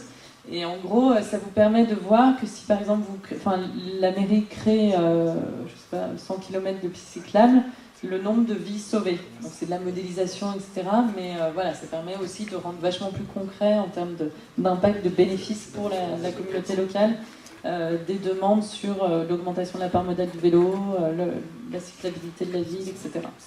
Et on avait encore... C'est en ligne. Je vous propose d'en reparler une fois le débat terminé. On avait aussi une question sur comment impliquer les mouvements sportifs. Valérie Masson-Delmotte. En fait, non, je voulais rebondir sur un chiffre qui m'a vraiment frappé, que j'ai lu dans un article du Monde hier, et qui donnait la proportion de jeunes, je crois, entre 10 et 18 ans, qui faisaient la dose de sport recommandée par semaine. C'était 28% des jeunes hommes et seulement 20% des jeunes filles. Donc je pense qu'il y a un enjeu extrêmement important aussi à cibler les jeunes filles et les mobilités actives, parce que c'est un enjeu extrêmement important de santé publique. Après, en ce qui concerne les associations sportives, vous savez certainement mieux que moi comment faire, comment les mettre en réseau. Moi, je pense qu'il faut aussi essayer de chercher, et délibérément, des gens qui sont des influenceurs des plus jeunes, ceux qui les font rêver, les footballeurs, les gens comme ça, et essayer de les pousser à être des modèles. Et c'est ça qui manque beaucoup aujourd'hui. C'est-à-dire ceux qui font rêver, les footballeurs, Mbappé et autres, si c'est possible en fait de les inciter à être filmés sur un vélo de temps en temps, le niveau d'influence que ça peut avoir pour des petits garçons, il serait sans commune mesure avec tout le discours qu'on peut faire les uns et les autres. Et je pense que des actions de ce type-là, elles peuvent vraiment être importantes et suggérées. Je pense que Tony Estanguet, au Comité international olympique, est très sensible à ces enjeux-là, est très sensible aux questions liées à l'environnement. Dans le projet initial des JO, il y avait cette idée-là, pour l'instant c'est un peu en plan, mais je pense qu'il faut faire une pression très forte pour que ça reparte en fait. Les athlètes viennent à vélo. Ce que vous avez dit sur les influenceurs est très important, et souvent quand un maire me demande qu'est-ce que je peux faire, ou un directeur d'établissement scolaire, donner l'exemple en fait, c'est quand même, sinon on est incohérent, et c'est aussi pour ça que je trimballe mon Brompton partout, hormis le fait que ce soit très pratique. C'est aussi quand je regarde tout le monde entrant avec, ils se disent au moins celui-là il fait un truc en cohérence, alors si je le laissais en bas ce serait pareil, mais ça se verrait pas. Mais du coup, par rapport à l'activité physique, c'est vrai que c'est dramatique. La moyenne chez les jeunes filles, et c'est vrai qu'il y a un dimorphisme entre les jeunes hommes et les jeunes femmes, c'est 12 minutes d'activité physique par jour, alors que, Jean-Luc me dira que c'est plus, mais l'OMS recommande, pour les adultes, c'est 30 minutes d'activité physique par jour, mais pour les jeunes jusqu'à 18 ans, c'est au moins 60. Et comme Jean-Luc l'a souligné tout à l'heure, plus le risque intervient tôt dans la vie, y compris in utero, plus c'est grave. Et donc finalement, ces générations qui n'ont pas d'activité physique dans leur jeunesse, c'est irrécupérable après, quoi. C'est un peu fataliste de dire ça, mais c'est difficile à récupérer. Et donc par rapport à ça, pour répondre à votre question, on a proposé un amendement pour rajouter dans le Code des transports le fait qu'il faut favoriser non seulement la lutte contre la pollution, les gaz à effet de serre, etc., mais aussi contre la sédentarité. Donc la loi mobilité, si cet amendement-là est adopté, donc je redis ce qu'a dit Lorelai, vous pouvez aller sur l'outil d'interpellation pour très facilement trouver les coordonnées de vos sénatrices et sénateurs, et ensuite de vos députés dans 2 mois, leur dire on tient beaucoup à tel amendement parce que c'est essentiel de lutter contre la sédentarité, et ça va concrètement, même si c'est pas un droit opposable, ça va permettre à une collectivité, quand elle fait tel ou tel choix, d'argumenter, je fais tel choix par rapport à le tel, parce que ça va plus favoriser les piétons, ça va plus favoriser le vélo, Et donc il y a des élus à qui ça peut servir concrètement. Évidemment, quelqu'un qui a déjà de bonne volonté, il y arrivera toujours, mais c'est toujours un petit pas de plus. Et une dernière chose, alors on a fait beaucoup aussi de lobbying avec des grandes institutions autres que l'État ou des grandes entreprises, notamment les organisateurs d'événements sportifs. Si vous regardez la page Twitter du Paris-Nice, ils ont mis une vidéo d'ASO qui aurait pu être un peu mieux, mais qui dit en gros pourquoi ne pas simplement utiliser le vélo pour vous déplacer. Et donc il y a un mouvement qui est en marche là-dessus, sur le fait que tout le monde a envie de dire faites de l'activité physique. Oui, je n'ai pas expliqué. Il y a quand même une prise de conscience du fait qu'il n'y a pas assez d'activité physique à tout âge, et notamment chez les jeunes, et que finalement, en disant bouger, qu'on est cool. Et donc finalement, les grandes entreprises, plutôt que de dire je ne sais quoi, changer de couleur ou écouter telle musique, ce qui devient cool, c'est de dire faites de l'activité physique. Et donc ça, je pense que c'est assez positif comme tendance. Olivier, garde juste le micro parce qu'on avait une dernière question et je pense que c'est peut-être toi qui auras la réponse, savoir s'il y avait des villes dans lesquelles les enfants des centres de loisirs et des écoles se déplaçaient à vélo et pas en car scolaire. Alors, je me suis déjà fait engueuler aujourd'hui parce que je parlais trop de la France, pas assez de l'Île-de-France. Il y a heureusement beaucoup d'endroits où c'est même pas en vélo, même si c'est à pied. Je me souviens quand il y a beaucoup de villes dans les Hauts-de-Seine où les distances sont très courtes, par exemple, où ça se passe à pied. Et je me souviens concrètement du maire de Neuilly-sur-Seine, qui est du même cycliste, avec qui j'en ai discuté. Bon, c'est là-bas que je m'arrête quand je suis en Île-de-France, et qui me disait c'était absolument absurde. On mettait le car scolaire pour leur faire 800 mètres, et là, c'est même pas le vélo qui était pertinent, c'est la marche. Donc, ça existe. Par contre, en effet, il faut encourager, mais je pense que le savoir rouler, la systématisation du savoir rouler, et ça va être lancé par plusieurs ministres le 10 avril, donc c'est vraiment bientôt avant la discussion de la LOM, et nous, on porte un amendement, un peu comme le glyphosate, on veut inscrire dans la loi la systématisation du savoir rouler plutôt que de faire confiance à des promesses de politique. Mais en tout cas, la systématisation du savoir rouler, ça veut dire qu'ils vont tous rentrer au collège en savant faire du vélo. Et donc, ce sera beaucoup plus crédible ensuite de proposer, maintenant qu'ils savent faire du vélo, faites-les rejoindre dans l'activité physique ou culturelle à vélo. Oui, en fait, ça dépend aussi beaucoup de la forme de la ville, en fait, une fois de plus. En fait, dans les villes denses, oui, c'est possible. Mais quand on dédensifie la ville, une fois de plus, j'insiste sur ce lien à faire, et donc c'est pour ça que quand on est militant pro-vélo, il faut aussi être militant anti-étalement urbain, par définition, pas seulement parce que soi-même on va plus facilement dans un rayon d'action plus faible, mais aussi parce que, en fait, en éclatant la ville toujours plus loin, forcément, on met l'école là, et puis les habitations là, l'école est là, et non seulement on ne peut pas y aller comme ça, mais il faut faire tout un détour, évidemment, les gens le font en voiture, donc la forme de la ville, c'est super important. Et comme Olivier est spécialisé dans la rédaction d'amendements, tu pourrais aussi rédiger un amendement, apparemment, c'est toi qui l'as fait, sur l'étalement urbain. Tu ne veux pas faire ça dans la loi ? Et voilà. Il y en a un. On s'arrêtera sur cette proposition finale. Un grand merci à nos 4 intervenants pour la qualité des échanges. Et un grand merci à vous aussi pour toutes vos questions. Parlons Vélomatie continue demain.